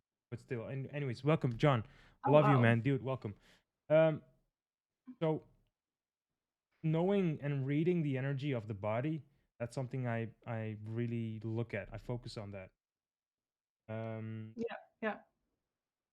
and I noticed that you are showing that here. You are trying to laugh. You're laughing. You're laughing at the. I'm You're trying to. I'm no not no no. You're successful at no. You're laughing. I'm trying to laugh, and that's that. Like you're trying to laugh. You're succeeding at it, but you even you no no. But you even trying to laugh. That shows that you are here in the moment, right? I had people that I Mhm. interviewed on this episode that were not able to laugh, and I was like, okay, um, I Really? like I didn't feel that there was this safe space to talk, and maybe that's because I was not Mm, ready to bring that safe environment, but I think it's also because you are open to it, you are accepting it. Like that's right. something you might have worked on, or that's something that was always inside of you, but you couldn't really express it. I don't know. Yeah, I have the last few years I worked a lot with vulnerability. I find vulnerability to be very difficult and scary. Um, but I also find that by being vulnerable, that is the only way that I can give other people the chance to really connect with me. And it's a paradox because um, I really want to connect with other people, but I also like I've built up this wall over the years. So, and the wall is so thick that I have a problem connecting with other people. So I also know that the problem isn't other people, it's me. So I have to work with myself to be able to also connect with other people. And I have to allow other people to connect to me as well. So 2 days ago, I talked with a person about um next episode, right? I invited her to this to the next. First thing I explained is I am a tourist. I am wandering over lands. Sometimes I find a castle or a city, but the city has gigantic walls. These are they're literal Hmm. words. I'm quoting myself right now. These all are huge walls that I see, and I have a lot of people with me coming, but I am this host of this group, and I am trying to enter the city with the big walls, and I'm trying to look inside. What can I find inside? What is there to look at, to listen to find? But I have my hands on my back, so I'm not gonna break anything. I'm there in a say. I'm here I come in peace, right? And the people that come with me are also coming in peace. So we're not here to hurt. We're only here to learn from you and to connect in some way. And there was this thing because you mentioned walls. I have walls around me. So I was like, yeah, I know exactly what you mean. I can even visualize these walls around you right now. And so my question to you is then, what would help a person with high, rock solid, the Chinese wall around that person? Like, what would Yeah, help to break that wall down slowly? Like, what is better, to break it down slowly, to break it down fast, not to touch the walls at right. all, but just open a gate? Then, like, what would you recommend somebody with high walls? Well, I always waited for people. Like I've always been quite the open book, but people have to ask. People, you have to ask me the questions that you want to know, because if you don't, then I assume that you don't want to know. And other people often assume that, or wait for you to just tell them stuff, even though Mm-hmm. they didn't ask for it. And for me, that I just always felt like, well, I'm not going to start talking about my problems with you. Like, I'm not going to put that on Mm-hmm. another person if they don't want it. For me, that just feels very like egocentric and selfish. So I've always just waited for people to show that they care Mm-hmm. about it and they want to get to know me. But then, well, I don't know, like in my experience, most people just never ask. But I'm not sure if why they don't. I don't know. Is it because they're afraid of asking? Do they feel like they're Yeah, I overstepping? think it's Or like, overstepping. As a tourist, you have your hands on your back. You don't want to break anything because there are vulnerable pieces there that you are just trying to glue, right? You have this glue that's not solid yet. So if you touch something, it falls down again. And I think people are afraid of that. But right. I'm learning with this podcast thing that that's not the case. It's not the case. Because in my experience, I am very like, I just ask people, and I of course I say, I'm not like, if I'm going too Mm-hmm. far, like please tell me. And like, I'm not trying to uh what's the word, like pry, or like, yeah, I don't want people to tell me stuff that they are not comfortable telling me. But in my experience, then I always receive, or the feedback that I receive from other people is how grateful they are, because they feel like I actually Yeah. listen to them. Yeah. They had people fall, like even start crying because I hugged them. And like, that just tells me how scarce that is in our societies, that people just don't listen to each other anymore. What happens when you find somebody that is not an open book? How do you find a key to open that book?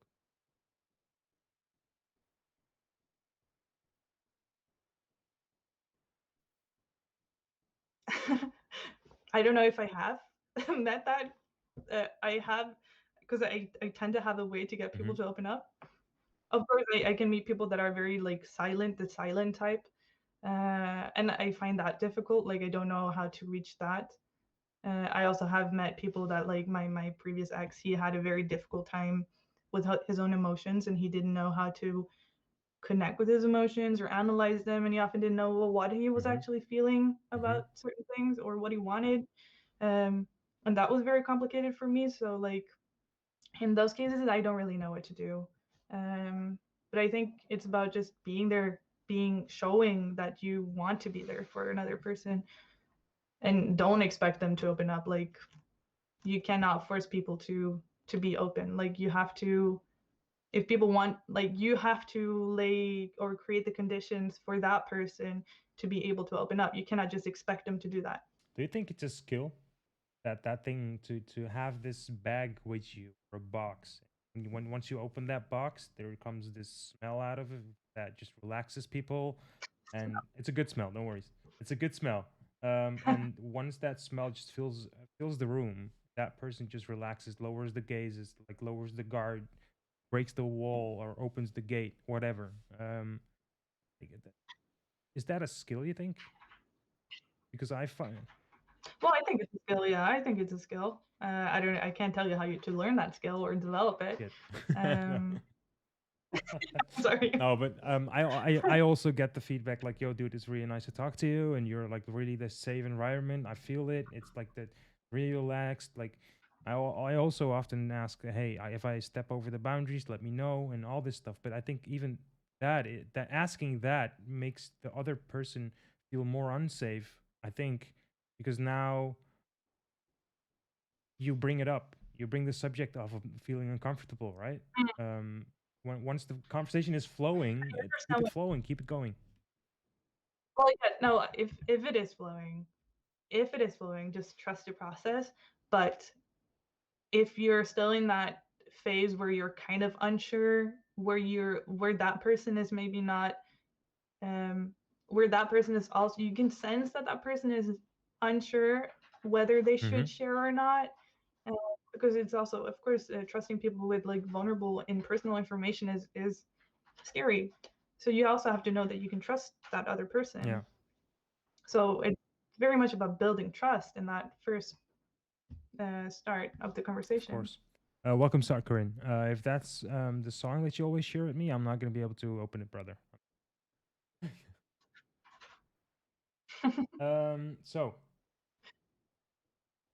this thing that we I also wanted to talk about is you are accepted into the wrong community. What do you need to do? And I think we briefly went over that, right? So get rid of it, get Yeah. out of it. What I mean, what I would suggest then, if you find yourself to be in a situation in life that you're not happy with, just know that you do actually, well, to a certain degree, you do have some sort of power over how your life is going to turn out, because you can choose the people that you surround yourself with, and surrounding yourself with the right kind of people does so much for your life, like Mm-hmm. overall Mm-hmm. So quality. I so when I take a mirror in front of me and I want to have people around me that are not thinking the same as I do, but have this positive vibe. They can listen, they can Mm-hmm. talk, they don't judge. Um, but just most important thing for me is not being toxic. Just the word toxic. If you're toxic, Right. if you don't feel the environment that you are in right now, so the Discord that I have, I can see it as a house, right? And in every house, you have Mm-hmm. different spaces. You have a space to relax, to go to the bathroom, to shower, to take a nap or Yeah. whatever, right? Funny that you say that, because when I made my first Discord server for myself, like the one that I have with Josh, that was not mine. But then I built up the server as if Mm, it was a house, and I named my rooms as like the living room, the kitchen, yeah, and all that stuff. that's yeah. Like, understand? um, so I have the study room, and in the past week or 2 weeks, we're working there, we're relaxing there, and we're sitting there, and we're sharing information. And I'm still gonna work on it though, but I have this idea that there in that room that when we're sitting there, the environment is so calm that when somebody comes in and just ruins that environment, I get annoyed. I just get annoyed by the fact that the environment is. But then I realize I have to tell that person that this environment is here. Like it's not quiet for a reason. This is not an awkward quietness, right? It's quiet. It's relaxed. Like this state of this room is relaxing, but that's not for you to fill Yeah. up with sound. Yeah. Yeah. How do you do that? Well, I You feel can that do it that. miserably, but I'm gonna try to think about a way to do this. Of course, we have this rule in the Yeah. Discord, like the sixth rule is that their study room is for blah blah blah blah. But I think once I get more people in here and make people see that this is a place where you can just work on something that you are working on in your daily life, and it's something interesting. You might not even think it's interesting, but ask about the person. How was your day? What you're doing? What you're working on? What are your interests? And from Mm. there on, I have this different tab where I write stuff. I literally write stuff that I am being busy with that day or that week, my thought process, and I'm writing it down. And I hope I can reach people with that. Um, I had some reactions to it, so but I'm only doing it for myself. I'm not doing it for somebody else. I'm working on that Mm. for myself, and other people can post their stuff. And after a while, it's just going to be a library of stuff that is short but impactful. You can read it. You You can I love ponder on. Think about it for an hour or so or a day, and you can try to implement it in your own life. I think Yeah. that's a wonderful way. And I wanted this, and coming back to another subject, I wanted to do this with my first Discord, with my first community 6 years ago, but I didn't have this. I didn't have the experience. I started up this tournament with League of Legends, and still to this day, I feel miserable doing so because in my head it was a wonderful project where I would bring a lot of people together, but the base foundation of the game is toxicity. So it just it Mm, just lives on being toxic, right? The game itself is toxic. So yeah. what am I looking Yeah. there? And I had to find out the hard way. Yeah. And that's also then going back to what I've been reading about is that it's especially in competitive games that you will also find these toxic and destructive But behaviors. that's where the most interest lies. I feel like that's where the The most, mainstream people, mainstream folk is watching at. If you look at for example, you mentioned the game Stay Alive or Stay Alive. I think it was this game you mentioned, not in the conversation, but in the chat in your Discord. Like, hey guys, should we play don't starve Don't Starve together. Together? That's it. I've played the game years ago, but I didn't like the game Uh-huh. because I didn't understand it, and I played it alone. Right? It was a solo, and I was Right. like, okay, this is not what I'm gonna play. But now this game can help me build up the community that I want, right? Or that we want, for Yeah. example. Yeah. And now this game becomes Mhm. really interesting. So I think it's important to know who you're focusing on, what your goal is. Definitely. I mean, if you're talking about like brand development and stuff like that, it starts with your target audience and finding the value fit with your And target audience. even with You cannot please everyone. I mean, it's true impossible. though, but then we go back to the story of external and internal. Like I'm this, no, not external. No, Introverted, no, no. extroverted. Accepting people and not accepting people. Oh, That one, exclusion, yes. So inclusion. I'm this inclusion Yeah. person that has also exclusive persons, people around him. Um, because I'm the one that is interested in the story of the other guy, and that guy thinks like, okay, he's also interested. Like I'm also kind of interested in his story, but that's not the case. But I want to have this guy around me because I now think that I can, build something up. But I Yeah. learned that that is not a healthy way of building up a community. And Yeah. that's the reason why I started my own Discord, telling them like, okay, it's okay to not talk. It's okay to I'm still friends. I still love you guys. But this community is not the community that I can build something on. It's not something I Right. would be in a daily basis. And I dislocated from them slowly, right? Um, now I have this own Discord, and as I told you, there's like one or two people that are in this community, um, and I don't want them to change, but I want them to know that I'm building and I'm Mhm. working on this, and it's so much different than what I did like years ago. We have a gun towards our head, Lulu. Yeah, Help, please. What gun? yeah. McCann is one of those people that I'm talking about right now. Sorry. No, but yeah, this change in environment. I wanted this for a long time. Now I feel like I can do it, but it's just important for those people to realize it. And Yeah. Well, I think how do I say this? I think maybe don't focus too much on what's making them different, what's making them like outside of the group that you're trying to build, but try to find the thing that actually is linking them because there's a reason why they're coming along with you. So there's some sort of value match there. Um, so what we call appreciative inquiry in my field, look at it from like an appreciative mindset, and instead of looking at the problems, look at for the potentials. What is there, and what can you kind of help grow further? um, it's an interesting question because I'm trying to think of something that would be positive, but the only thing I noticed is that I was often muted when I was in the Discord with them. And especially when a certain You muted yourself I or muted they everyone. I muted muted you? everything. My microphone, and I couldn't hear them. Oh, But I was there, right? I was there in the Discord. I was with them, right? No, I wasn't there. I wasn't there. I was right. just muted. But but my mind is telling me, all right, I'm in this community because I'm present, but I can't hear them and I can't talk to them. And we are on Discord. So the only communication we have is hearing and talking. So I'm taking everything away. So I'm not Right.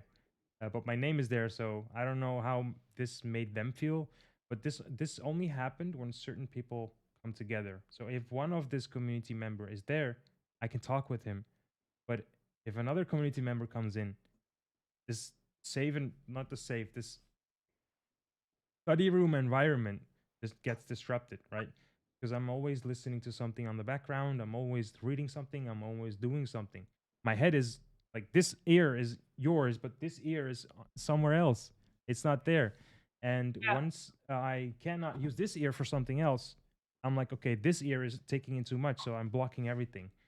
And that happened too much. So that's why I have the study room thing. It's quiet, but once people talk, I can hit the pause button on that YouTube link or YouTube channel, and I can then give my attention to that person.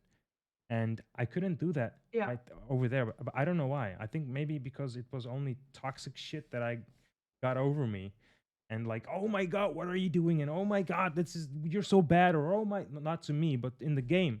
But that frustration Right. goes Yeah. over everyone, Yeah. and that just influenced me too much. Yeah. And Yeah. maybe that's I understand that. so I also wrote down what is that? So is this Well, right. We talked about that for a bit earlier, and that was also like that's the umbrella term for all the toxic, destructive behaviors like cyberbullying and all that stuff. But then yeah. So going again back to what we've been talking about earlier, like if you yeah, because when we first talked about this, I was talking about this, and then you told me that you were part of mhm, that kind of group. And based on what I was reading, like a lot of people can fall into that group because they don't find another group and they want to exactly. belong somewhere. And then they start participating in this kind of behavior, even though they don't necessarily want to. And that is also called Mhm. dark participation. And since you mentioned it, I've also been wondering, like, what made you become part of that group in the first I place? so long story long. I Long long story story long. long. Yeah. There are two people that I know from in real life in my community on Twitch and Discord. That's a mainstream League of Legends player, and he was also a imam, somebody that led the prayers as a young fella. So we are just like almost family-ish. We're friends. McCann is the other person. We're living in the same neighbor. We know each other really well, right? We've been on Mm, vacation with each other, so it's friends, right? Friends. But as I said, if I'm alone with these guys, they know me and I know them. So we turn to a switch that's safe and that's just humane, mm, not toxic. But but once that yeah. gets disrupted by people that I don't know, but they know, um, that switch gets over to something else. My behavior is still the same, but their behavior is changing, and all of a sudden don't remember who they are because now all of a sudden their jokes change, their thought process change, their behavior change, and I'm like, okay, good for you. I still love you, but I'm gonna mute myself. I don't want this. I can't handle this toxic thing. Well, okay. Do you say that, No, but they, or yeah. do you just kind of remove yourself? So for example, I have this thing against the word cancer, right? Here in the Netherlands, it's something Yeah, some yeah, people say yeah. it, some people don't. I don't want to open up the subject of is it okay to say or not. For me personally, I don't feel comfortable around it or with it. If I hear it, something breaks inside of me. But for other people, it's okay. They can just say it. We've talked about this. I've talked about this with a lot of people. And again, I don't want to open up the subject or of is it okay to say it or not. That's not my goal. But for me personally, it hurts me. Generally hurts me. Yeah. Um, when so they know the two people that my friend, they know that I can't handle this word, right? But once other people come in, they don't forget about this unwritten rule of mine, but they use the word more frequently. And Mm, at the beginning, I always said, "Yo, dude, mind your words," because it triggers me. But after a while, I let go of it, and they, of course, still paid attention to it. Not to say it, but after a while, they like it. If you don't pay attention to it, it becomes normal. So they started saying these words, they started being negative, and I was like, okay, mute. And every time this group formed, I was muted.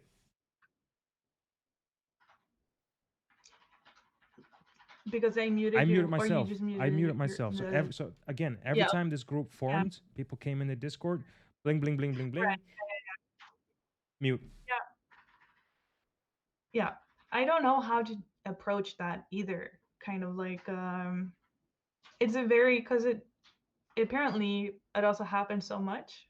Um and it also happens in like online context towards other Mm-hmm. people as well. It's like it's one thing if you do it in your closed friend group and you talk about Mm-hmm. stuff that for you maybe it's just like dark humor. Um but then when you start doing that towards other people and you start using words that hurt other people, um yeah, I don't like, how should we address You can that? only mention it. I've learned that you can mention it, but if the people around you are not gonna look, I respect the fact that they tried, right? They tried not to say it, even when I was streaming. Once it flooped out, they said, "Oh, sorry, excuse me," and they would not say it again. Mm. And it went even so far that every time I was in a Discord, they joined. The first thing they ask is Burak streaming, right? Are you streaming? No. All right then. Oh, Oh, right. Relax. I'm relaxed. But if I was streaming, I noticed that the same people were quiet. They wouldn't say anything. okay, but okay, so they did actually then Yeah, consider your of feelings course, in hell this. yeah, all the time. But after a sudden, I felt like they were doing it for me and Well, not. yeah, Yeah, and they they were were. They absolutely were. And I love them for that. But after a while, if I felt like I was putting this burden upon them not to say a word next to me because I get triggered about it. right. Like, who am I to do that?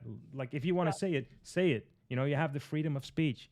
Who am I to stop you from saying that? So that yeah. was, Well, yeah, that wasn't one of the other topics that we had, like freedom of expression, and well, like where do you draw the yeah, line on that? Not you, but people. Where should we draw the line on freedom of expression? good question.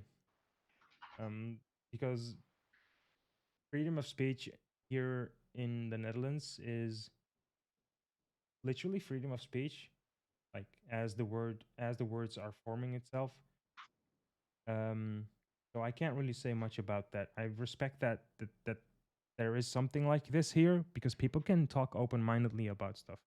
But you also have people, and I respect that. I love that idea. But you also have people that make bad use of it. They go over the line, knowing that they're going over the line, but then mentioning freedom of speech.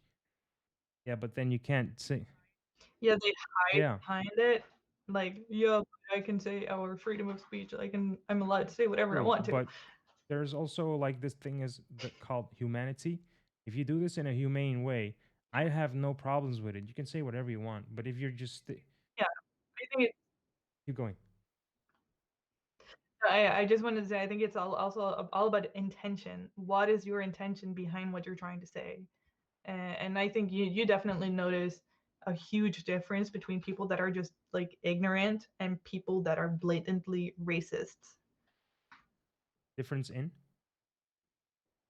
Like, you will I think you can notice when a person is saying things because they're just ignorant and they haven't been around some, like they haven't been Oh around yeah, something of enough, course, hell yeah. and or people that can help them see that this is not completely yeah. okay.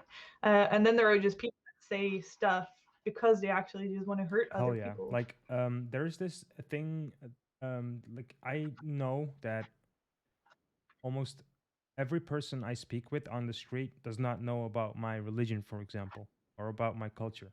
Hmm. And that's understandable. I respect that. I respect the fact that they don't know anything about it, right? And I have to live with that. But once I start talking about it, all of a sudden all these questions come up. So this tells me that a lot of people don't know what they're talking about.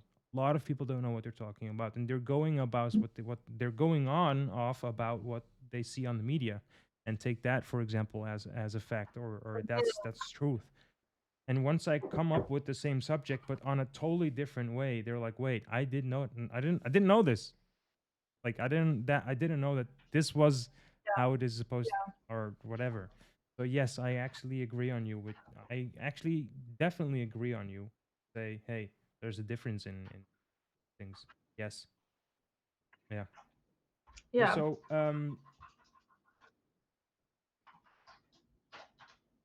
something is written here about what is the social positive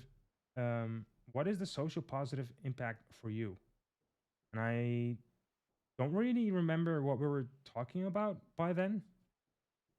No, but I think we were talking about like the social responsibility of content creators and broadcasters, where I believe that at the moment there's not a lot of there's not a lot of conversations about the social responsibility of content creators or broadcasters or Mm-hmm. influencers, uh, and like talking about how influencers potentially, whether it's positive or negative, actually does have may impact another person's life and how they choose to form their lives or actions that they take in their own lives.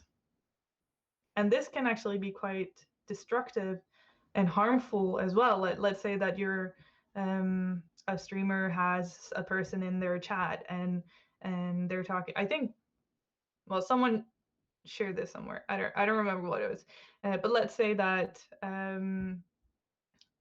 someone streaming and someone in their chat is talking about an issue at their school and Oh. they're being bullied, and then let's say the streamer, a person that this person in the chat looks very much up to, the streamer tells that kid, well, you know what you should do, you should just go beat him up or something, and then that kid ends up in a lot of trouble, maybe even gets Mm-hmm. really badly Mm-hmm. hurt because of this. And then I find that a lot of people just kind of put that back on the viewers or the people that let themselves be influenced, like, well, they should be more aware, or like the parents should be more aware of what their children are doing online and whatnot. Sure, I agree with that as well, but I think that we as content creators or broadcasters and whatnot also do have to recognize the responsibility True. that we have and the potential impact that we can have on other people's What's the lives. flip side of this? What you're just telling? Because I know the answer, but I want to know if you can. What's the flip side? The flip What do side. you The mean the flip side of flip the side? negative, hurting other people because the streamer says that. What's the flip side of that? You mean the Mm-hmm. other side of the coin? Yeah, yeah, yeah. No, what do you mean? Like, well, I mean, you can also have a positive Yes, impact. but Is that what you name mean? one. Can you name something that you already had? Well, I find that to be so difficult to answer because I find that to be very subjective. Because what's positive for me is not necessarily positive for True. another person, you know. Um, but I would let's say like I've observed that there's a lot of people that enter different chats and they express that they struggle with mental health issues, or there's also a lot of children and teenagers that express that they are in very um, like kind of destructive family environments, and they have like a very bad Uh huh. relationship with their parents. It's Road or up. She's really nice. Welcome. You continue. um, yeah, so those things are very complicated and very Right. delicate things to deal with, and I still have to figure out for myself like how exactly would I deal with that. But I think, I mean, yeah, you can.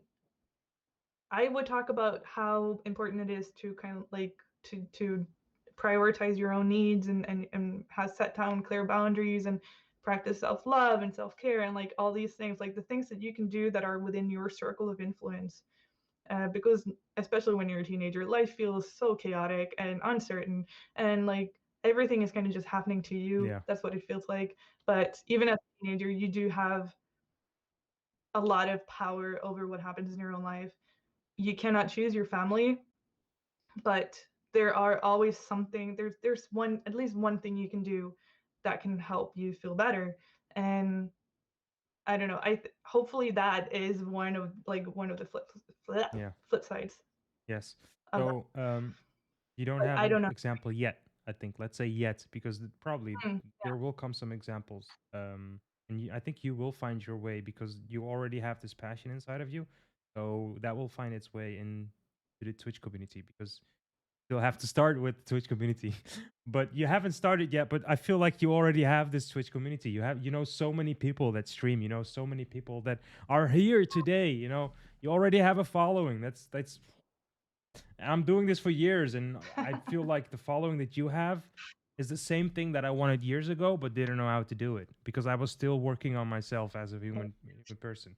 I was, uh, I no, I just want to say, and I think that's also why I'm happy that I haven't done this before, because now I have a very I know what I want from life, not in like I know what hmm job I want and whatnot, but I know what kind of like energies, to sound super hippie, but I know what kind of energies that I want in my life, and I've become very selective on what I allow into my life. Um, I'm also even just I'm not on speaking terms with some family members right now because it's causing too much negative energy. So I'm very like I'm putting down boundaries, and that's also the kind of people that I search for also in the online world. And when I'm like networking and stuff, like I'm very very selective on the people that I choose to talk to and interact with, which yeah, is a yeah. This compliment, I and was that's just gonna you. say Like, I feel honored, but should I feel honored? I was just about to say it, but thank you for the compliment. I really take this compliment as a, I don't know, diamond on a ring or something. I don't know what to say, but thank you so much. And that goes both ways, so to say. It actually goes both ways. Because, I see this this streaming timeline of mine as something that I am still growing in up until this day. I'm still finding out what I really want to do and what not. But mm, I don't know. I feel really weird from the inside seeing that people have the ability to just step in Twitch and not having to learn, for example, for once, or already did this learning thing before streaming, because I feel like my name on Twitch in the Dutch community, right? The people that watch me or have watched me or still watch me and come back. For example, Satkirin right now is telling me, "Yo, dude, you've made a change. You've made such a change. It's looked like you turned into a monarch or something, right?" So people know me as this toxic guy or this biased guy. But the environment was not healthy. I was not myself, right? I was not yeah. myself, and I'm And who is? I mean, when they're growing up, like when they're teenagers and young adults, who is themselves? Like we think we know who we are, but we have no yeah, idea. that's correct. But I feel like it's also important to tell people that you're going through this change, and that to tell how Mm, important this is to you and why you are putting so much effort into it. Because I feel like I still don't do that enough. I'm just doing it. McCann, I'm talking with him daily, but he still doesn't know why I'm doing this diary thing in my Discord.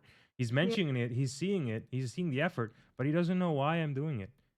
And Yeah, I haven't even known you for that long, but I still feel like I can pick up on that. I can understand why people say that, because you're doing things um, but you're also kind of reluctant to be completely open about what you're actually trying to do, or like what you're trying to because achieve I with don't know what you're myself doing. yet.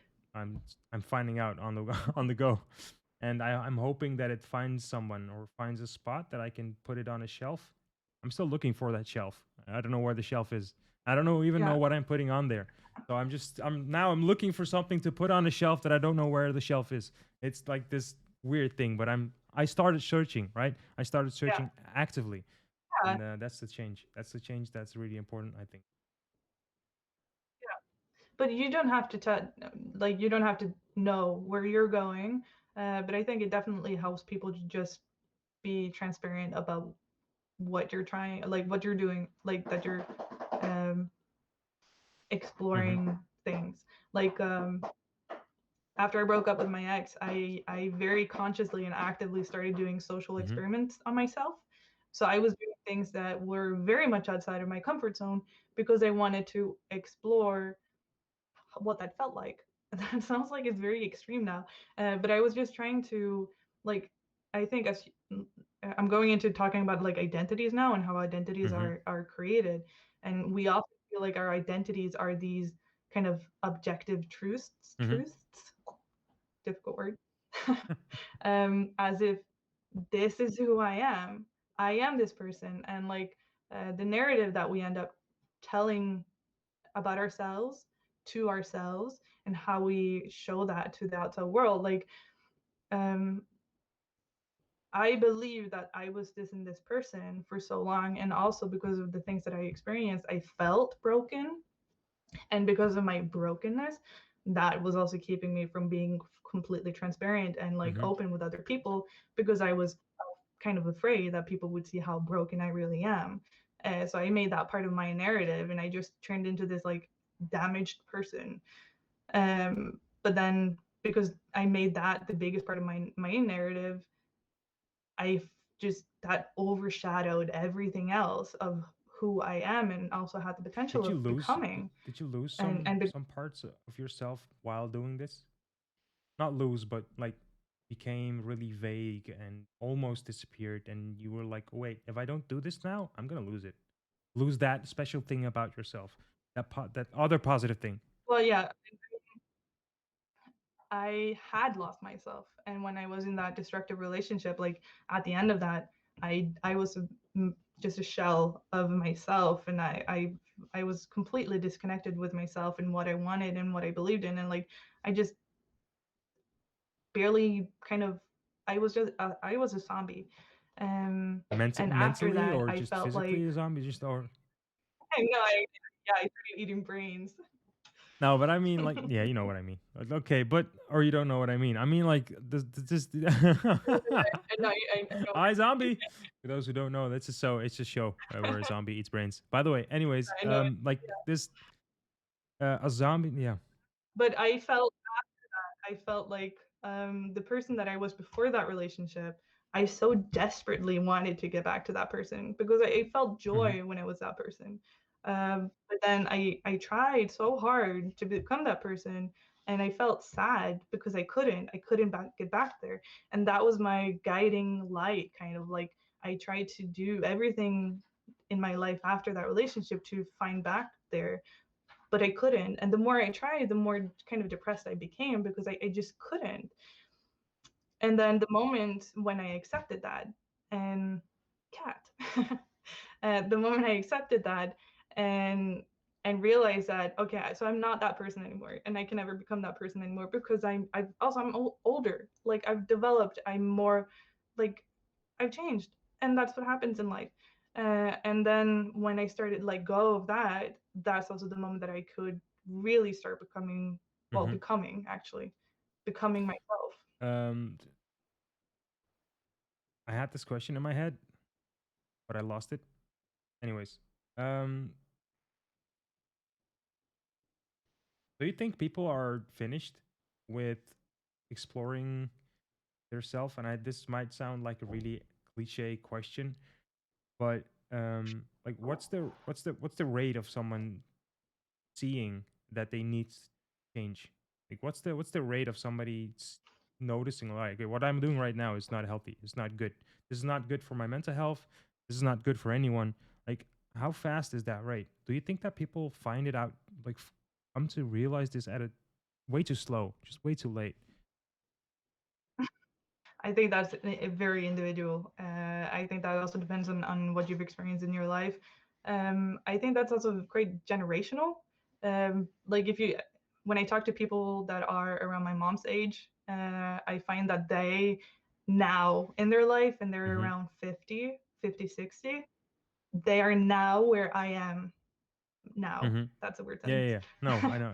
But they are still in kind of like trying to figure out what they want from life, trying to figure out who they are and stuff like that. And I think now the world that we live in, I think that happens a lot quicker for us. Well, thankfully, yes, but Thankfully. also, there is this thing that you can get overblown by the social media, right? And and Oh, this for sure. Yeah. this is also like something that we wrote down, or I wrote down in our conversation. So the last one is social media and mental health. I think we slowly swifting over that topic. Um, Mm. so at one time I opened up Twitter. Recently I'm using Twitter more often. Um, I don't know why. Just hope to get a bit bigger reach or something. I don't know why. I have no idea. But um, I opened this tab with the this rioting in the Netherlands, right? I don't want to open up this topic about rioting, but what that did with me, it opened up this whole whoa, what the hell is happening in the world thing to me. And I felt that I was not able to not think about it. I wanted to know more about it, but this thing only shows the negative things in the world. For example, if I scroll down and I opened up a different tab, it's going to show me what good stuff happens in the world, right? Um, so Yeah. media is really easy to inflict your mental state. I think, like to show or to guide you in what you need to feel. Yeah. Um, well, yeah. So like media and social media, it's such a complicated matter as well, and it's quite dangerous. And I'm very conscious about how I use social media and also media in general, and especially what kind of news that I or news channels and everything. And it's well known that um, like news channels are not objective. Like so, whatever you're getting different kind of information on the Mm-hmm. different channels that you choose to consume. Um, and it's of course they do have an agenda behind what they're trying to push, so they want to seem like they're objective, but they are trying to make you think or Yeah. perceive the situation in a certain way. um yeah, so that's one thing. And then there's also the whole algorithm of the whole thing also, like what you search, the more you search on certain things, it's going to be it's going to form what kind of results that you are going to be getting. And this is very dangerous because it helps form your Yeah. reality. So and people often don't question their own reality, and they take it for an objective thing. um and they think, everybody thinks like, oh, my reality is objective, like what I believe and what I see and blah blah blah, that is truth. But that's not the case. And then this is also then going back to the whole talking with people you disagree with and everything, because I think a lot of people maybe feel attacked when they do talk to people that don't agree with you, because it's part of your identity.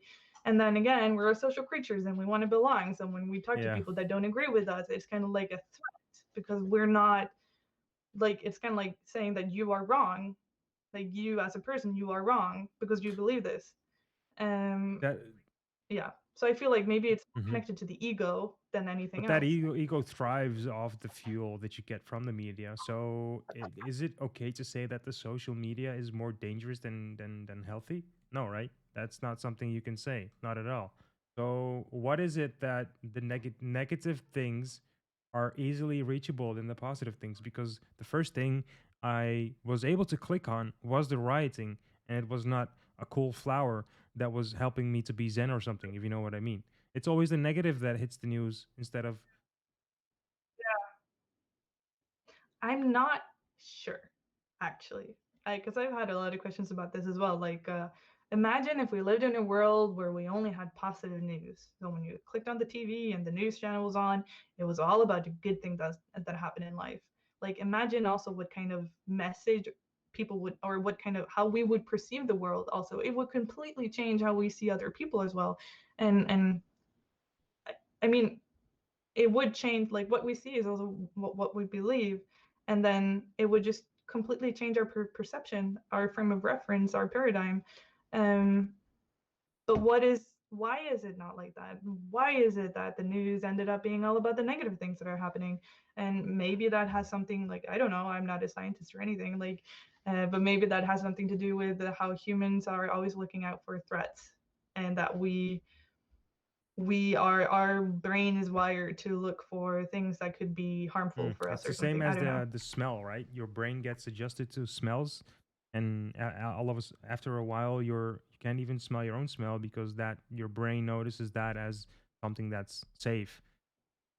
It's maybe not safe for others, but you know, it's safe. But and when you smell something new, your brain instantly picks up on that new smell, and maybe that's how new words could work as well as you know, the negative things are being easily picked up or so or something. I don't know, or maybe it could trigger something in them in the brain. I have no idea. I've like but this Yeah. negative thing is also being transmitted in the discords, I believe, and it's harder to find a positive discord where you can feel accepted than these sub discords that are like closed communities.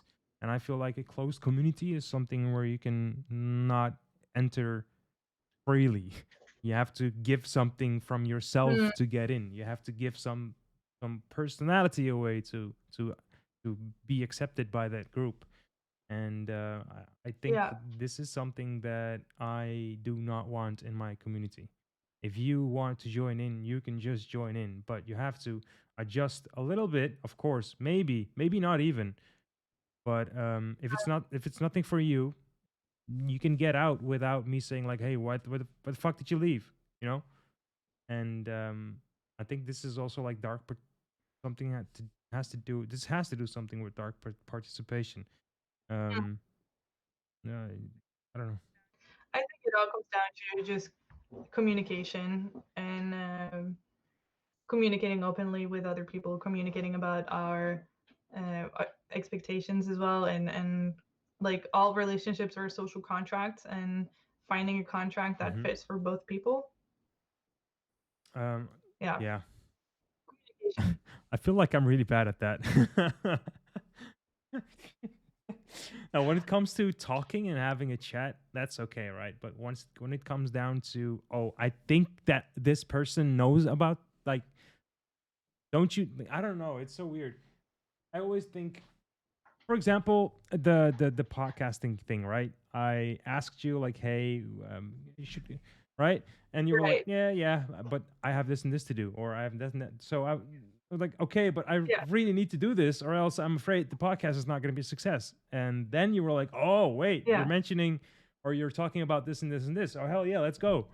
And this is not to blame anyone, but this is just me not being able to Mm. communicate in in a clear pattern. Yeah. Well, it's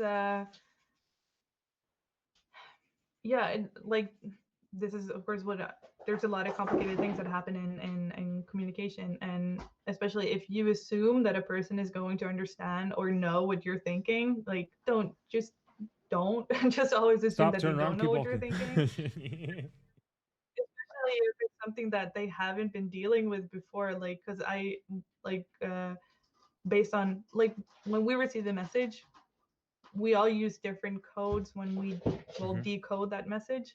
Uh, and you gave me a message from within your context, but when I received that message in my context. So I'm adding the different information that I have available, that is different information than what you have available. So it becomes translated during Yep. that whole process, and then the message is not the same Sure. anymore. So I have to go out of my way, and this is sounds negative, right? This sounds really negative. I have to go out of my way. No, but I have to go out of my way to put in the extra words or extra information there in the message to make it clear at at the first moment that I want something from you. I need something from you, and if I don't do this, I cannot expect people to react to it as the way I want to them to react. Hang on, sorry. We're waiting for you. Oh. Är folk på Discord? Klockan är 9:30 liksom. Ja. Är vi klar? Det är på Discord. Oh ja, okej. Du sa en timme. Ha? Du sa en timme. Ja, men exakt klockan 9 då. No worries. Okay, sorry. I had No, some no other worries. plans. We're already like And, 2.5 hours in, and that's perfectly fine. And I think we're just finishing up. We're just wrapping up. I'm going to go play some Killing Floor 2. If you want to join on that, you are more than welcome. All right. But yeah, just get it out there. But again, yeah, thank you so much for having me. It was a pleasure. I really love talking with you, and I always love talking with you. And if you, all Scandinavians sounds made up. Very true. I would also say the same about the Armenian language. So. No, same for you. It's like really like the conversation is endless. Like literally it's endless. And I think if we keep this up, I'm gonna fall asleep behind the microphone and you're like, yo dude, go to bed. It's already too late. I'm like, I wanna talk. Yeah, I would love to be back here. And when I also start up my own podcast, I would love to have you on as well. Yeah. And we should also play some games together and just do stuff together. I mean, we already have a lot of projects that we've talked about. We have one project that we're already working on. So, I mean, we're going to be seeing a lot more of each other anyway. I hope this continues. So, I want to thank you for your time. Thank you for your information. Although I still think we went over everything really briefly, but still went really in depth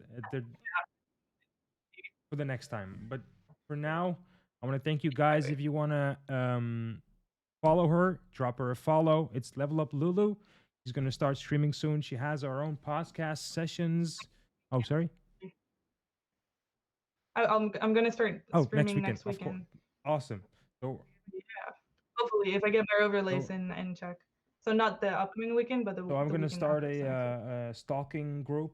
I mean, yes, I'm going to stalk you back, and we're going to have, I hope, some great projects in the future. So thanks a lot, guys. Thank you for watching. Thank you guys for watching. I also want to say thank you to everyone. Thank you for having me. And thank you for accepting me into Buddha Kind's community. I'm also in the Discord, but you all speak Dutch, and I don't know what you're saying. Yeah, I hope to get to know you guys better. I'll be around, and hope to see you guys in my chat as well. Of course. Send a link of your Discord, please. Here. No, wait. I should do that. I think if you have an invitation link, you can send it. I will repost it, and then we will end it here. Is there somebody that you want to host, by the way? Oh. Let's see. You can take your time with that.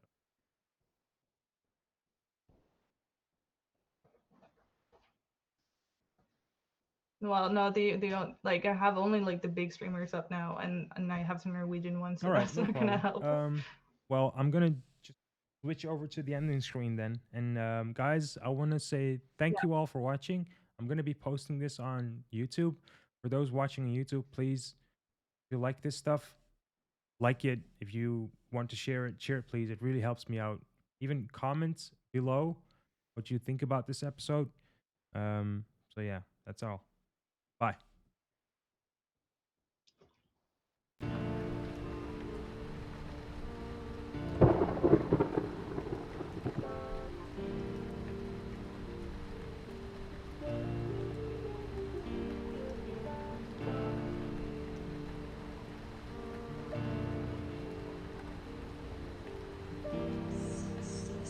This is subliminal.